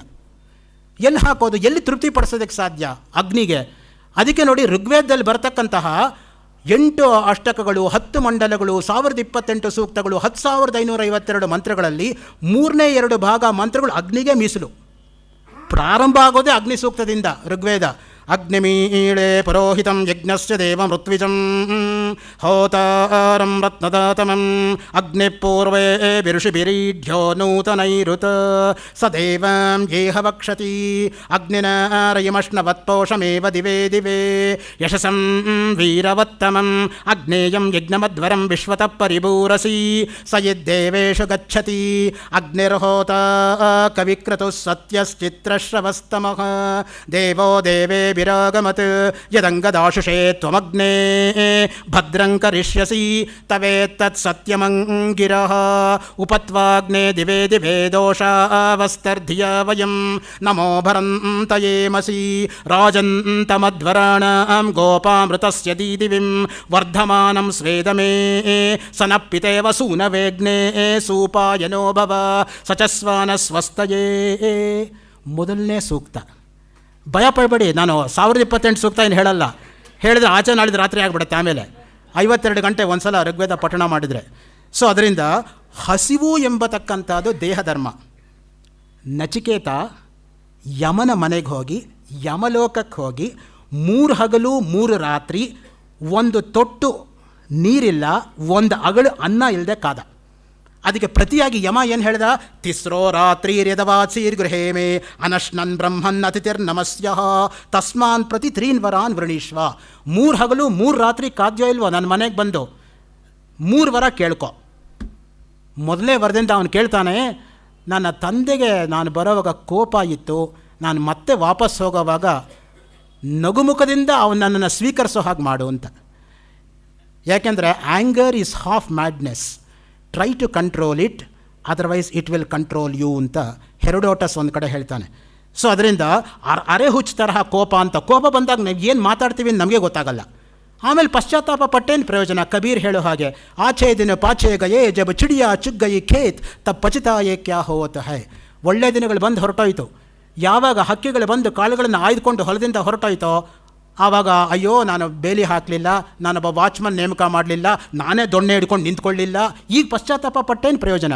ಗತನ್ನ ಶೋಚಯೇತ್ ಪ್ರಾಜ್ಞಃ ಭವಿಷ್ಯನ್ನೈವ ಚಿಂತೆಯೇತ್. ಅದಕ್ಕೆ ಮಾತು ಬಂದಿರೋದು, ಹಿಂದೆ ಆಗೋಗಿದ್ದನ್ನು ಇಟ್ಕೊಂಡು ಮರುಗಬೇಡ, ಮುಂದೆ ಏನಾಗತ್ತೋ ಅಂತ ಭಯ ಪಡಬೇಡ, ಈಗೇನಾಗತ್ತೋ ಅದನ್ನು ಮಾಡು ಅಂತ. ಮುಖ್ಯವಾಗಿ ಅದಿರಬೇಕು ನಮಗೆ ಯಾವಾಗಲೂ ಕೂಡ. ಅದಕ್ಕೇ ಅಶನ ಪಿಪಾಸ ಅದೆರಡೂ ಕೂಡ ಗೆಲ್ಲತಕ್ಕಂಥವ್ನು ಯಾರು ಅಂದರೆ ಅವನು ನಿಜವಾದಂಥ ಅರ್ಥದಲ್ಲಿ ಯೋಗಿ. ಅದಕ್ಕೆ ನೋಡಿ, ಕನ್ನಡದಲ್ಲಿ ನಾವು ಹೇಳ್ತೀವಲ್ಲ, 1 ಹೊತ್ತು ಉಂಡವನು ಯೋಗಿ, 2 ಹೊತ್ತು ಉಂಡವನು ಭೋಗಿ, 3 ಹೊತ್ತು ಉಂಡವನು ರೋಗಿ, 4 ಹೊತ್ತು ಉಂಡವನು ಎತ್ಕೊಂಡು ಹೋಗಿ ಅಂತ. ಮೇಲ್ಮೇಲೆ ತಿಂತಾಯಿದ್ರೆ ಅದಕ್ಕೊಂದು ಇದು ಬೇಡವಾ? ಅದಕ್ಕೆ ನಮ್ಮಲ್ಲಿ ಏಕಾಶಿ ದಿವಸ ನಿರ್ಜಲ ಉಪವಾಸವನ್ನು ಮಾಡ್ತಕ್ಕಂಥ ಒಂದು ವ್ರತ ಇತ್ತು ಹಿಂದೆ. ನನಗೆ ಪಾಠಶಾಲೆಯಲ್ಲಿ ಪಾಠ ಮಾಡಿದಂಥ ಸಾಣೂರು ಭೀಮಭಟ್ರು ಪ್ರತಿ ಏಕಾಶಿನೂ ಕೂಡ ನಿರ್ಜಲ ಉಪವಾಸ ಮಾಡ್ತಾಯಿದ್ರು. ಆವತ್ತು ಅವ್ರ ಪಾಠ ಹೇಗೆ ಗೊತ್ತಾ? ಸ್ಪೆಷಲ್ ಕ್ಲಾಸು, 3 ಗಂಟೆ ಎಕ್ಸ್ಟ್ರಾ ಪಾಠ. ನಾವು ಹೇಳ್ತೇವೆ, ಸರ್ ನಿಮಗೆ ತೊಂದರೆ ಆಗುತ್ತೆ, ಬೆಳಗ್ಗೆಯಿಂದ ತಾವೇನೋ ತೊಗೊಂಡಿಲ್ಲ, ಸಾಕು ನಾಳೆ ಮಾಡಿದೆ. ಯಾಕೋ ನೀನು ಜ್ಞಾಪಕ ಮಾಡಿದೆ ಇವತ್ತು ಏಕಾಶಿ ಅಂತ? ನೋಡಿ ಈಗ ನನಗೆ ಹಸಿರು ಆಗೋಕ್ಕೆ ಶುರುವಾಯಿತು, ಕೂತ್ಕೋ, 3 ಗಂಟೆ ನಾನು ಮಾಡೋದೇ ಎಕ್ಸ್ಟ್ರಾ. ಏಕಾಶಿ ದಿವಸ ಸ್ಪೆಷಲ್ ಕ್ಲಾಸ್ 3 ಗಂಟೆ. ಸೊ ಈ ತರಹ ಮಾಡ್ತಾಯಿದ್ರು ಪುಣ್ಯಾತ್ಮರು. ಈಗ ನಾವು ತೊಗೊಳ್ಳೋ ಕ್ಲಾಸ್ ತೊಗೊಳ್ಳೋದೇ ಒಂದು ಗ್ರೇಟು. ಯಾಕೆ ನಾವೆಲ್ಲ ಔಟ್ಸ್ಟ್ಯಾಂಡಿಂಗ್ ಟೀಚರ್ಸ್ ತಾನೆ. We always stand outside the classroom, we never get into the classroom at all. We are outstanding teachers. ಇನ್ನು ಕೆಲವರು ನಾವು we are rare teachers because rarely we take classes. ಪ್ರತಿನಿತ್ಯ ಕ್ಲಾಸೇ ತೊಗೊಳ್ಳಲ್ಲ. ಇನ್ನು ಕೆಲವರು we are a class by themselves because nobody ever attends the classes. ನಾವು ಒಬ್ಬರೇ ಇರ್ತೀವಿ ಕ್ಲಾಸ್ ರೂಮಲ್ಲಿ.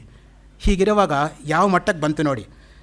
ಅದಕ್ಕೇ ಹಸಿವು ಮೊದಲಾದ ಸಮಸ್ತ ಧರ್ಮ ವರ್ಜಿತನು, ನಿತ್ಯ ಶುದ್ಧ, ನಿತ್ಯ ಬುದ್ಧ, ನಿತ್ಯ ಮುಕ್ತ. ಇದು ನಮಗೆ ಬೇಕಾಗಿರೋದು. ಆತ್ಮ ಅಂದರೆ ಏನು ಗೊತ್ತಾ? ಆತ್ಮನಿಗೆ ಶುದ್ಧಿ ಅನ್ನೋದೇ ಅಪ್ಲೈ ಆಗಲ್ಲ, ಶುದ್ಧಿ ಅನ್ನೋದು ದೇಹಕ್ಕೆ ಅಪ್ಲೈ ಆಗೋದು. ನಿತ್ಯ ಶುದ್ಧವಾಗಿರೋದಕ್ಕೆ ಏನು ಶುದ್ಧಿ ನೀವು ಮಾಡ್ಕೊಳ್ಳೋದು? ಯಾವಾಗಲೂ ಶುದ್ಧವೇ ಅದು ಆತ್ಮ ಅನ್ನೋದು. ಸೊ ಆ ದೃಷ್ಟಿಯಿಂದನೇ ದೇಹದ ಕಲ್ಮಶಗಳ ನಿವಾರಣೆಗೋಸ್ಕರ ನಾವು ಸ್ನಾನ ಅನ್ನೋದು ಮಾಡೋದು. ಸ್ನಾನ ಅಂದರೆ ಏನು ಗೊತ್ತಾ? ನಖಶಿಖ ಪರ್ಯಂತಂ ಯತ್ ತತ್ ಸ್ನಾನಮಿತ್ಯಭಿಧೀಯತೆ. ಅದು ಸ್ನಾನದ ಲಕ್ಷಣ. ತಲೆ ಕೂದಲಿಂದ ಹಿಡಿದು ಕಾಲು ಉಗುರು ತನಕ ನೆಂದಿರಬೇಕು, ಆವಾಗ ಅದಕ್ಕೆ ಸ್ನಾನ ಅಂತ ಕರೆಯೋದು. ಅದಕ್ಕೆ ನನ್ನ ತಾತ ನನಗೊಂದು ಪ್ರಶ್ನೆ ಕೇಳೋರು, ಸ್ನಾನ ಮಾಡ್ಕೊಂಬಂದ್ಯಾ ಮೈ ತೊಳ್ಕೊಂಬಂದ್ಯಾ ಅಂತ. ನಾವೆಲ್ಲ ಮೈ ತೊಳ್ಕೊಂಡು ಬರೋದೇ ಹೊರತು ಸ್ನಾನ ಯಾರು ಮಾಡ್ತಾರೆ ಈಗ? ಒಬ್ಬ ನಿಜವಾಗಿ ಅನುಷ್ಠಾನ ಮಾಡ್ತಕ್ಕಂಥವನಾದ್ರೆ 5 ಸಲ ಸ್ನಾನ ಮಾಡಬೇಕು ಅಂತ ದಿನಕ್ಕಿರೋದು. DS ಸುಬ್ರಹ್ಮಣ್ಯ ಅಂತ ಸೆಂಟ್ರಲ್ ಕಾಲೇಜಲ್ಲಿ ಫಿಸಿಕ್ಸ್ ಪ್ರೊಫೆಸರ್ ಇದ್ದರು. CV ರಾಮನ್ ಸ್ಟೂಡೆಂಟು, ಚಂದ್ರಶೇಖರ ಭಾರತಿ ಮಹಾಸ್ವಾಮಿಗಳ ಸ್ಟೂಡೆಂಟು ಕೂಡ ಹೌದು ಅವರು. ಅವ್ರ ದಿನಕ್ಕೆ ಮನೇಲಿ 5 ಸಲ ಸ್ನಾನ ಮಾಡ್ತಾಯಿದ್ರು. ಒಂದು ಸಲ ಒಬ್ಬ ಕಾರ್ಪೊರೇಷನ್ ಆಫೀಸಲ್ಲಿ ಬಂದು you are wasting corporation water ಅಂತ ಬಂದ.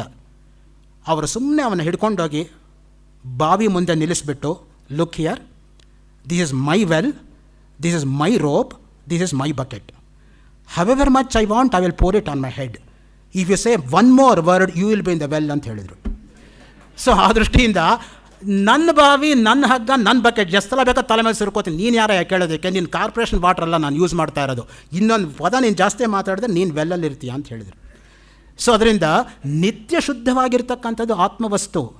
ಅದಕ್ಕೆ ಶುದ್ಧಿ ಅನ್ನೋದು ಯಾವಾಗಲೂ ಕೂಡ ಇಲ್ಲದೆ ಇರೋದಕ್ಕೆ ಶುದ್ಧಿ ಹೇಳಬೇಕೇ ಹೊರತು ಇರೋದಕ್ಕೇನು ಶುದ್ಧಿ ಹೇಳೋದು? ನಿತ್ಯ ಶುದ್ಧ, ನಿತ್ಯ ಬುದ್ಧ, ಯಾವಾಗಲೂ ಜ್ಞಾನ ಸ್ವರೂಪವೇ ಅದು. ಅಜ್ಞಾನ ಇದ್ದರೆ ಅದಕ್ಕಿಂತ ಹೊರತಾಗಿರೋದು ಜ್ಞಾನ ಅಂತ ಹೇಳ್ಬೋದಪ್ಪ. ಯಾವಾಗಲೂ ಜ್ಞಾನವೇ ಇರೋವರೆಗೆ ಇನ್ನೇನು ಹೇಳ್ತಕ್ಕಂಥದ್ದು? ಅಜ್ಞಾನ ಅನ್ನೋದು ಒಂದು ಪರದೆ. ಈಶಾವಾಸ್ಯೋಪನಿಷತ್ನ 16ನೇ ಮಂತ್ರ ದಯಪಾಲಿಸೋ ಹಾಗೆ, ಹಿರಣ್ಮಯೇನ ಪಾತ್ರೇಣ ಸತ್ಯಸ್ಯಾಪಿ ಹಿತಂ ಮುಖಂ ತತ್ವಂ ಪೂಷನ್ ಅಪಾವೃಣು ಸತ್ಯಧರ್ಮಾಯ ದೃಷ್ಟಯೇ.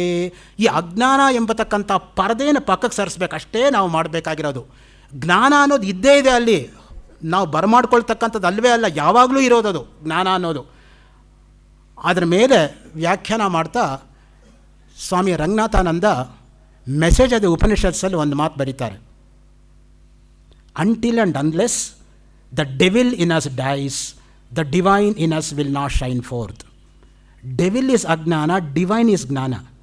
ಅದಕ್ಕೆ ಸ್ವಾಮಿ ವಿವೇಕಾನಂದರು ಹೇಳಿದ, every man is potentially divine. It's for him to realize his inward potency. Have trust in you, have faith in God. You can achieve anything and everything here and now itself ಅಂತ. So ಭಗವಂತನಲ್ಲಿರ್ತಕ್ಕಂಥ ವಿಶ್ವಾಸವನ್ನು ಬಿಡಬೇಡ, ನಿನ್ನಲ್ಲಿ ಆತ್ಮವಿಶ್ವಾಸವನ್ನು ಕಳ್ಕೋಬೇಡ. Having confidence is all right, but it's not convert it into over confidence or lack of confidence. ಎರಡೂ ಕೂಡ ತೊಂದರೆನೇ. ಯಾವಾಗಲೂ ಕೂಡ ಕಾನ್ಫಿಡೆನ್ಸ್ ಇರಬೇಕು ನಮಗೆ, ಹಾಗೆ ಅಂತ ಹೇಳ್ಬಿಟ್ಟು ಓವರ್ ಕಾನ್ಫಿಡೆನ್ಸು ಇರಬಾರ್ದು, ಲ್ಯಾಕ್ ಆಫ್ ಕಾನ್ಫಿಡೆನ್ಸು ಇರಬಾರ್ದು. ಅದೆರಡೂ ಕೂಡ ತುಂಬ ಹಾನಿಕರವಾಗತ್ತೆ ಜೀವನದಲ್ಲಿ. ಅದಕ್ಕೆ ಪಾಸಿಟಿವ್ ಔಟ್ಲುಕ್ ನಾವು ಇಟ್ಕೋಬೇಕು ಅಂತ ಮುಖ್ಯವಾಗಿ ಅದಕ್ಕೆ ಹೇಳಿರ್ತಕ್ಕಂಥದ್ದು. ನಿತ್ಯ ಬುದ್ಧ ಮತ್ತು ನಿತ್ಯ ಮುಕ್ತ, ಯಾವಾಗಲೂ ಮುಕ್ತವೇ ಆತ್ಮ ಅನ್ನೋದು. ಆತ್ಮನಿಗೆ ಮುಕ್ತಿ ಎಂಬತಕ್ಕಂಥದ್ದೇ ಸರಿ ಹೊಂದೋದಿಲ್ಲ, ಯಾಕೆ ನಿತ್ಯ ಮುಕ್ತವಾಗಿರೋದು. ಅದು ಹೆಂಗೆ ಅಂದರೆ, ಇದೇ ಆಚಾರ್ಯ ಶಂಕರರು ಆತ್ಮಬೋಧ ಎಂಬತಕ್ಕಂತಹ ಪ್ರಕರಣ ಗ್ರಂಥದ 44ನೇ ಶ್ಲೋಕದಲ್ಲಿ ಒಂದು ಉದಾಹರಣೆ ಕೊಡ್ತಾರೆ. ಅದೇನಪ್ಪ ಅಂದರೆ, ಒಬ್ಬಳು ಹೆಣ್ಮಗಳು ಕುತ್ತಿಗೆನಲ್ಲಿ ಸರ ಹಾಕ್ಕೊಂಡು ನನ್ನ ಸರ ಕಳೆದೋಯ್ತು, ನನ್ನ ಸರ ಕಳೆದೋಯ್ತು ಅಂತ ಮನೇಲಿರೋರೆಲ್ಲರನ್ನೂ ಕೇಳ್ತಾಳೆ. ಯಾರೋ ಹೇಳ್ತಾರೆ, ಕುತ್ತಿಗೆನೇ ಇದ್ದಂಗೆ ಇದೆಯಲ್ಲಮ್ಮ, ನೋಡಿದ್ರೆ ಇಲ್ಲೇ ಇದೆ ಸರ, ಎಲ್ಲೂ ಹೋಗಿಲ್ಲ. ಅವಳು ಇರೋ ಜಾಗ ಬಿಟ್ಟು ಎಲ್ಲ ಕಡೆ ಹುಡುಕಿದ್ದಾಳೆ, ಅದರಿಂದನೇ ಸಿಕ್ಕಿಲ್ಲ. ಆತ್ಮಾತು ಸತತಂ ಪ್ರಾಪ್ತ ಅಪ್ರಾಪ್ತವದ ವಿದ್ಯೆಯ ತನ್ನಾಶಯ ಪ್ರಾಪ್ತವದ್ಭಾತಿ ಸ್ವಕಂಠಾಭರಣಂ ಯಥ. ಅದು ಶ್ಲೋಕ. ಸೊ ಕುತ್ತಿಗೆಯಲ್ಲಿರೋದನ್ನು ಬಿಟ್ಟು ಎಲ್ಲೋ ಇರೋದನ್ನು ಹುಡುಕೋಕ್ಕೆ ಹೋದರೆ, ಇದು ನಿಮ್ಮ ಎಷ್ಟೋ ಜನಕ್ಕೆ ಅನುಭವಕ್ಕೆ ಬಂದಿರ್ಬೋದು. ಬಚ್ಚಲ ಮನೆಯಲ್ಲಿ ಹಲ್ಲುಜ್ಜಕ್ಕೆ ಹೋಗ್ಬಿಟ್ಟು ಕಿಟಕಿನಲ್ಲಿ ಕನ್ನಡಕ ಇಟ್ಟು ಬಂದುಬಿಡ್ತೀವಿ ಆಚೆ. ಆಮೇಲೆ ನನ್ನ ಕನ್ನಡಕ ನೋಡಿದ್ರೆ ಎಲ್ಲರನ್ನೂ ಕೇಳ್ತೀವಿ, ನೋಡಿದ್ರೆ ಅಲ್ಲೇ ಇರುತ್ತೆ, ನಾವು ಎಲ್ಲಿಟ್ಟಿದ್ವೋ ಅಲ್ಲೇ ಇರುತ್ತೆ. ಹಾಗೆ ನಿಮಗೆ ಇನ್ನೊಂದು ಉದಾಹರಣೆ ಕೊಡಬೇಕು ಅಂದರೆ, ಒಬ್ಬ ಶಿಲ್ಪಿ ಒಂದು ದೊಡ್ಡ ಬಂಡೆ ಕಲ್ಲಿನಲ್ಲಿ ನಟರಾಜನನ್ನು ಕಾಣ್ತಾನೆ. ಅವನ ನಟರಾಜನನ್ನು ಕಂಡು ಅಲ್ಲಿ ಪ್ರತಿಷ್ಠಾಪನೆ ಮಾಡಲ್ಲ, ನಟರಾಜನಿಗೆ ಏನೇನು ಬೇಡವೋ ಅದನ್ನೆಲ್ಲ ತೆಗೆದಾಕ್ತಾ ಬರ್ತಾನೆ. ಕೊನೆಗೆ ಉಳಿಯೋದೇನೋ ಅದೇ ನಟರಾಜ. ಹಾಗೆ you have to unlearn the bad things and then everything will be all right. ಅಷ್ಟಿಲ್ಲದೆ ಹೋದರೆ ಆಲ್ವಿನ್ ಟಾಫ್ಲರ್ ಯಾಕೆ ಬರೀಬೇಕಾಯ್ತು ಫ್ಯೂಚರ್ ಶಾಕ್ ಅನ್ನೋ ಗ್ರಂಥದಲ್ಲಿ? ಅವನದರಲ್ಲಿ ಒಂದು ಮಾತು ಬರೀತಾನೆ, the illiterate of 21st century is not the one who does not know how to read or write, but one who has the art of unlearning, learning and relearning ಅಂತ. So ಅದು ನಾವು ಮಾಡಬೇಕಾಗಿ we have to unlearn bad things and then start doing it. ಯೋಗ ವಾಸಿಷ್ಠದಲ್ಲಿ ವಸಿಷ್ಠರು ರಾಮನಿಗೆ ಅದೇ ಮಾತು ಹೇಳ್ತಾರೆ, ಸಂತ್ಯಜ್ಯ ಹೃದ್ಗುಹೇಶಾನಂ ದೇವಮನ್ಯಂ ಪ್ರಯಾಂತಿತೆ ತೇ ರತ್ನಮಭಿವಾಂಚಂತಿ ತ್ಯಕ್ತ ಹಸ್ತಸ್ಯ ಕೌಸ್ತುಭಾಃ. ಯಾರು ಕೈಯಲ್ಲಿರ್ತಕ್ಕಂತಹ ರತ್ನವನ್ನು ಬಿಟ್ಟು ಎಲ್ಲೋ ಇರ್ತಕ್ಕಂತಹ ಕೌಸ್ತುಭಕ್ಕೆ ಪರದಾಡ್ದ ಹಾಗೆ ಮಾಡಬೇಡಿ. ನಿಮ್ಮ ಒಳಗಡೆನೇ ಭಗವಂತ ಇದ್ದಾನೆ. ಹೃದಯ ಸನ್ನಿವಿಷ್ಟ ಭಗವದ್ಗೀತೆ. ಆಚೆ ಎಲ್ಲ ನೀವು ನೋಡಬೇಕಾರ್ದು ನಿಮ್ಮ ಹೃದಯದ ಒಳಗಡೆ ನೋಡ್ಕೊಳ್ಳಿ. ಆತ್ಮಾತು ಸತತಂ ಪ್ರಾಪ್ತ, ಯಾವಾಗಲೂ ಪ್ರಾಪ್ತವಾಗಿರ್ತಕ್ಕಂಥದ್ದು. ತ್ರಿಪುರ ರಹಸ್ಯದಲ್ಲಿಯೂ ಅದೇ ಮಾತಿಗೆ ಇಂಬು ಕೊಡೋ ಹಾಗೆ ಒಂದು ಶ್ಲೋಕ ಬರುತ್ತೆ. ಕ್ರೀಡಾತೆ ಲೋಕರಚನಾ, ಪ್ರಪಂಚವನ್ನು ಸೃಷ್ಟಿ ಮಾಡೋದೇ ಒಂದು ಕ್ರೀಡೆ ಭಗವಂತನಿಗೆ. ಸಖಾತೆ ಚಿನ್ಮಯ ಶಿವ, ನಿಜವಾಗಿರ್ತಕ್ಕಂಥ ನಮ್ಮ ಸ್ನೇಹಿತ ಯಾರು? ಭಗವಂತ. ಆಹಾರಸ್ತೆ ಸದಾನಂದೋ, ನಮ್ಮ ಆಹಾರ ಯಾವುದು? ಆನಂದವೇ ಆಹಾರ. ವಾಸಸ್ತೆ ಹೃದಯ ಸತಾಂ, ಭಗವಂತ ಎಲ್ಲಿದ್ದಾನೆ? ಸತ್ಪುರುಷರ ಹೃದಯದ ಒಳಗಡೆನೇ ಇದ್ದಾನೆ. ಅದನ್ನೇ ರಮಣರು ಹೇಳ್ತಕ್ಕಂಥದ್ದು, ಹೃದಯ ಕುಹರ ಮಧ್ಯೆ ಕೇವಲಂ ಜ್ಞಾನಗಮ್ಯಂ ಅಹಮಹಮಿತಿ ಸಾಕ್ಷಾತ್ ಆತ್ಮರೂಪೇಣ ಭಾತಿ. ನೋಡಿ, ಅಹಂ ಬರಬಾರ್ದು, ಅಹಂ ಅಹಂ ಬರಬೇಕು ಯಾವಾಗಲೂ ಕೂಡ. ಅಹಂ ಹೋಗದೆ ಹೋದರೆ ಅಹಂ ಬರಲ್ಲ. ಅಹಂ ಅನ್ನೋದು ನೋಡಿ, ಅದು ಈಗೋ. ಕೆಲವರಿಗೆ ಈಗೋ ಅಲ್ಲ, ಸೂಪರ್ ಈಗೋ ಇರುತ್ತೆ. ಸೈಕಾಲಜಿನಲ್ಲಿ ಅದಕ್ಕೆ ಡಿಸ್ಟಿಂಕ್ಷನ್ ಮಾಡ್ತಾರೆ, ಇಡ್ ಅಂದ್ರೇನು, ಈಗೋ ಅಂದ್ರೇನು, ಸೂಪರ್ ಈಗೋ ಅಂದ್ರೇನು ಅಂತ. ಸೊ ಅದರಿಂದ ಮುಖ್ಯವಾಗಿ ನಮಗೆ ಬೇಕಾಗಿರೋದೇನು? ಅಹಂ ಅಂದ್ರೇನು? ಆ ಬ್ರಹ್ಮವೇ ನಾನಾಗಿದ್ದೀನಿ ಎಂಬತಕ್ಕಂಥ ಭಾವನೆ. ಅಹಂ ಬ್ರಹ್ಮಾಸ್ಮಿ, ಅಯಮಾತ್ಮ ಬ್ರಹ್ಮ, ತತ್ವಮಸಿ ಎಂಬತಕ್ಕಂಥ ವಾಕ್ಯ ಯಾವಾಗ ಸ್ಥಿರವಾಗಿ ನಿಲ್ಲತ್ತೋ ಅದು ಆತ್ಮಾನ್ವೇಷಣೆ ಆಗಬೇಕಾಗಿರೋದು. ನಾವು ಯಾವಾಗಲೂ ಕೂಡ ಆತ್ಮಾನ್ವೇಷಣಂ ಕುರು. ಯಾವುದರ ಅನ್ವೇಷಣೆ ಮಾಡಬೇಕು ಅಂದರೆ ಆತ್ಮವನ್ನೇ ಅನ್ವೇಷಣೆ ಮಾಡಬೇಕು. ಅಜ ನೋಡಿ, ಆತ್ಮ ಅನ್ನೋದಕ್ಕೆ ಹುಟ್ಟಿಲ್ಲ. ಹುಟ್ಟಿದ ಮಗು ಹುಟ್ಟಿದಾಗೆ ಇರೋಕ್ಕೆ ಸಾಧ್ಯ ಇಲ್ಲ. ಹುಟ್ಟಿದ ಮಗು ಬೆಳಿಬೇಕು, ಬೆಳೆದಿದ್ದು ದೊಡ್ಡದಾಗತ್ತೆ, ದೊಡ್ಡದಾಗಿದ್ದು ಕ್ಷೀಣವಾಗತ್ತೆ, ಕ್ಷೀಣವಾಗಿದ್ದು ಬೀಳತ್ತೆ, ಬಿದ್ದಿದ್ದು ಸಾಯತ್ತೆ. ಅದಕ್ಕೇ ನ ಜಾಯತೆ ಮ್ರಿಯತೇವಾ ಕದಾಚಿತ್. ಅಸ್ತಿ ಭಾತಿ ಪ್ರಿಯಂ ರೂಪಂ ನಾಮಚೇತಿ ಅಂಶಪಂಚಕಂ ಆದ್ಯಂತ್ರಯಂ ಬ್ರಹ್ಮರೂಪಂ ಜಗದ್ರೂಪಂ ತಥೋದ್ವಯಂ. ಅಸ್ಥಿ ಭಾತಿ ಪ್ರಿಯಂ, ಇದು ಮೂರು ಕೂಡ ಆತ್ಮನಿಗೆ ಸಂಬಂಧಪಟ್ಟಿದ್ದು. ಅಸ್ಥಿ ಅಂದ್ರೇನು? ಮೂರು ಕಾಲದಲ್ಲೂ ವ್ಯತ್ಯಾಸವಾಗದೆ ಒಂದೇ ತರಹ ಇದೆ. ಭಾತಿ ಅಂದ್ರೇನು? ಪ್ರಕಾಶಮಾನವಾದದ್ದು. ಪ್ರಿಯಂ, ಎಲ್ಲರಿಗೂ ಪ್ರಿಯವಾಗಿರೋದು. ಆತ್ಮನಸ್ತು ಕಾಮಾಯ ಸರ್ವಂ ಪ್ರಿಯಂ ಭವತಿ. ಅದನ್ನೇ ಮೈತ್ರೇಯಿಗೆ ಯಾಜ್ಞವಲ್ಕ್ಯ ಬೃಹದಾರಣ್ಯಕದಲ್ಲಿ ಹೇಳ್ತಕ್ಕಂಥದ್ದು. ಎಲ್ಲರೂ ಆತ್ಮ ಪ್ರೀತಿಗೋಸ್ಕರವೇ ಇರಬೇಕೇ ಹೊರತು ಮಿಕ್ಕ ಎಲ್ಲ ಪ್ರೀತಿಗಳು ಕೂಡ ಕ್ಷಣಿಕವಾಗಿರ್ತಕ್ಕಂಥ ಪ್ರೀತಿಗಳು. ವಯಸ್ಸಾದ ಮೇಲೆ ಏನೇನಾಗತ್ತೆ? ಅಂಗಂಗಲಿತಂ ಫಲಿತಂ ಮುಂಡಂ ದಶನವಿಹೀನಂ ಜಾತಂ ತುಂಡಂ ವೃದ್ಧೋ ಜಾತಿ ಗೃಹೀತ್ವ ದಂಡಂ ತದಪಿನ ಮುಂಚತಿ ಆಶಾಪಿಂಡಂ. ನೋಡಿ, ಇಷ್ಟೆಲ್ಲ ಆದರೂ ಕೂಡ ಆಸೆ ಮನುಷ್ಯನ ಬಿಡಲ್ವಲ್ಲ. ಅಂಗಾಂಗಗಳೆಲ್ಲ ಜರ್ಜರಿತವಾಗೋಯ್ತು, ತಲೆ ಕೂದಲೆಲ್ಲ ನೆರೆದೋಯ್ತು, ಕೈಯಲ್ಲಿ ನಡೆಯೋಕ್ಕಾಗಲ್ಲ, ಕೋಲ್ ಹಿಡ್ಕೊಂಡು ನಡೀತಾ ಇದ್ದಾನೆ, ಹಲ್ಲೆಲ್ಲ ಉದುರೋಯ್ತು. ಅಷ್ಟಿದ್ರೂ ಕೂಡ ಆಸೆ ಮಾತ್ರ ಮನುಷ್ಯನಿಗೆ ಬಿಡಲ್ಲ. ಯಾವಾಗ ಬಾಯಲ್ಲಿ ಹಲ್ಲಿರಲ್ವೋ ಆಗಲೇ ಕೋಡ್ಬಳೆ, ಮುಚ್ಚೋರೆ, ಚಕ್ಲಿ ತಿನ್ನಬೇಕು ಅಂತ ಬಾಯಲ್ಲಿ ನೀರಿರೋದು. ಇರೋವಾಗಲ್ಲ, ಇಲ್ದಿರೋವಾಗಲೇ ನಮಗೆ ಯಾವಾಗಲೂ ಅದರ ಮಹತ್ವ ಗೊತ್ತಾಗ್ತಕ್ಕಂಥದ್ದು. ಸೊ ಅದರಿಂದ ಏನು ಮಾಡಬೇಕು ನಾವು? ಯೋಗರತೋವ ಭೋಗರತೋವ ಸಂಗರತೋವ ಸಂಗವಿಹೀನ ಯಸ್ಯ ಬ್ರಹ್ಮಣಿ ರಮತೆ ಚಿತ್ತಂ ನಂದತಿ ನಂದತಿ ನಂದತ್ಯೇವ. ಯೋಗರತವಾಗಲಿ ಭೋಗರತವಾಗಲಿ ನಿನ್ನ ಚಿತ್ತ ಎಲ್ಲಿರಬೇಕು? ಬ್ರಹ್ಮಣಿ ರಮತೆ ಚಿತ್ತಂ, ಅಲ್ಲಿರಬೇಕು ಚಿತ್ತ ಯಾವಾಗಲೂ ಕೂಡ. ಆ ದೃಷ್ಟಿಯಿಂದ ನೀವು ಏನು ಮಾಡ್ತೀರಾ ಅನ್ನೋದಲ್ಲ ಮುಖ್ಯ, ಹೇಗೆ ಮಾಡ್ತೀರಾ ಅನ್ನೋದು ಮುಖ್ಯ. ಇವತ್ತಿಲ್ಲಿ ನಿಂತ್ಕೊಂಡು ಉಪನ್ಯಾಸ ಮಾಡೋದು ಎಷ್ಟು ಮುಖ್ಯವೋ ಇಲ್ಲಿ ಕಸ ಗುಡಿಸೋದು ಅಷ್ಟೇ ಮುಖ್ಯ. ಯಾವ ಕೆಲಸವೂ ನಿಕೃಷ್ಟವಲ್ಲ, ಯಾವ ಕೆಲಸವೂ ಉತ್ಕೃಷ್ಟವಲ್ಲ. ಏನು ಮಾಡ್ತೀವೋ ಅದನ್ನು ಚೆನ್ನಾಗಿ ಮಾಡಬೇಕು. ಅದಕ್ಕೆ ಒಂದು ಮಾತಿದೆ ಇಂಗ್ಲೀಷಲ್ಲಿ, what is worth doing is worth doing well ಅಂತ. Otherwise don't attempt it at all. ನೋಡಿ, ವಯಸ್ಸಾದ್ಮೇಲೆ ಏನಾಯಿತು? ಭರ್ತೃಹರಿ ವರ್ಣನೆ ಮಾಡ್ತಾನೆ. ಗಾತ್ರಂ ಸಂಕುಚಿತಂ ಗತಿರ್ವಿಗಲಿತ ಭ್ರಷ್ಟ ಚ ದಂತಾವಲಿ ದೃಷ್ಟಿರ್ನಶ್ಯತಿ ವರ್ಧತೆ ಬದಿರತ ವಕ್ತ್ರಂಚಲಾಲಾಯತೆ ವಾಕ್ಯಂ ನಾದ್ರ್ಯತೆ ಚ ಬಾಂಧವಜನೈ ಭಾರ್ಯಾ ನ ಶುಶ್ರೂಷತೆ ಹಾ ಕಷ್ಟಂ ಪುರುಷಸ್ಯ ಜೀರ್ಣ ವಯಸ್ಸಃ ಪುತ್ರೋಪಿ ಅಮಿತ್ರಾಯತೆ. ಏನೆಲ್ಲ ಆಗತ್ತೆ ನೋಡಿ. ಗಾತ್ರಂ ಸಂಕುಚಿತಂ, ದೇಹ ಕುಗ್ಗತ್ತೆ, ನಡೆಯೋಕ್ಕಾಗಲ್ಲ. ಗತಿರ್ವಿಗಲಿತ, ಗೋಖಲೆ ಇನ್ಸ್ಟಿಟ್ಯೂಟಿಗೆ ಬರಬೇಕು ಅಂದರೆ ಪಕ್ಕದ ಮನೆಗೆ ಹೊಟ್ಟೋಗತ್ತೆ ಕಾಲು.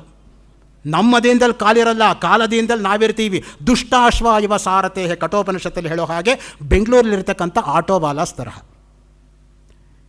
ಏನಪ್ಪ ಜಯನಗರಕ್ಕೆ ಬರ್ತೀಯಾ? ವಿಜಯನಗರಕ್ಕೆ ಹೋಗ್ತೀನಿ ಸ್ವಾಮಿ.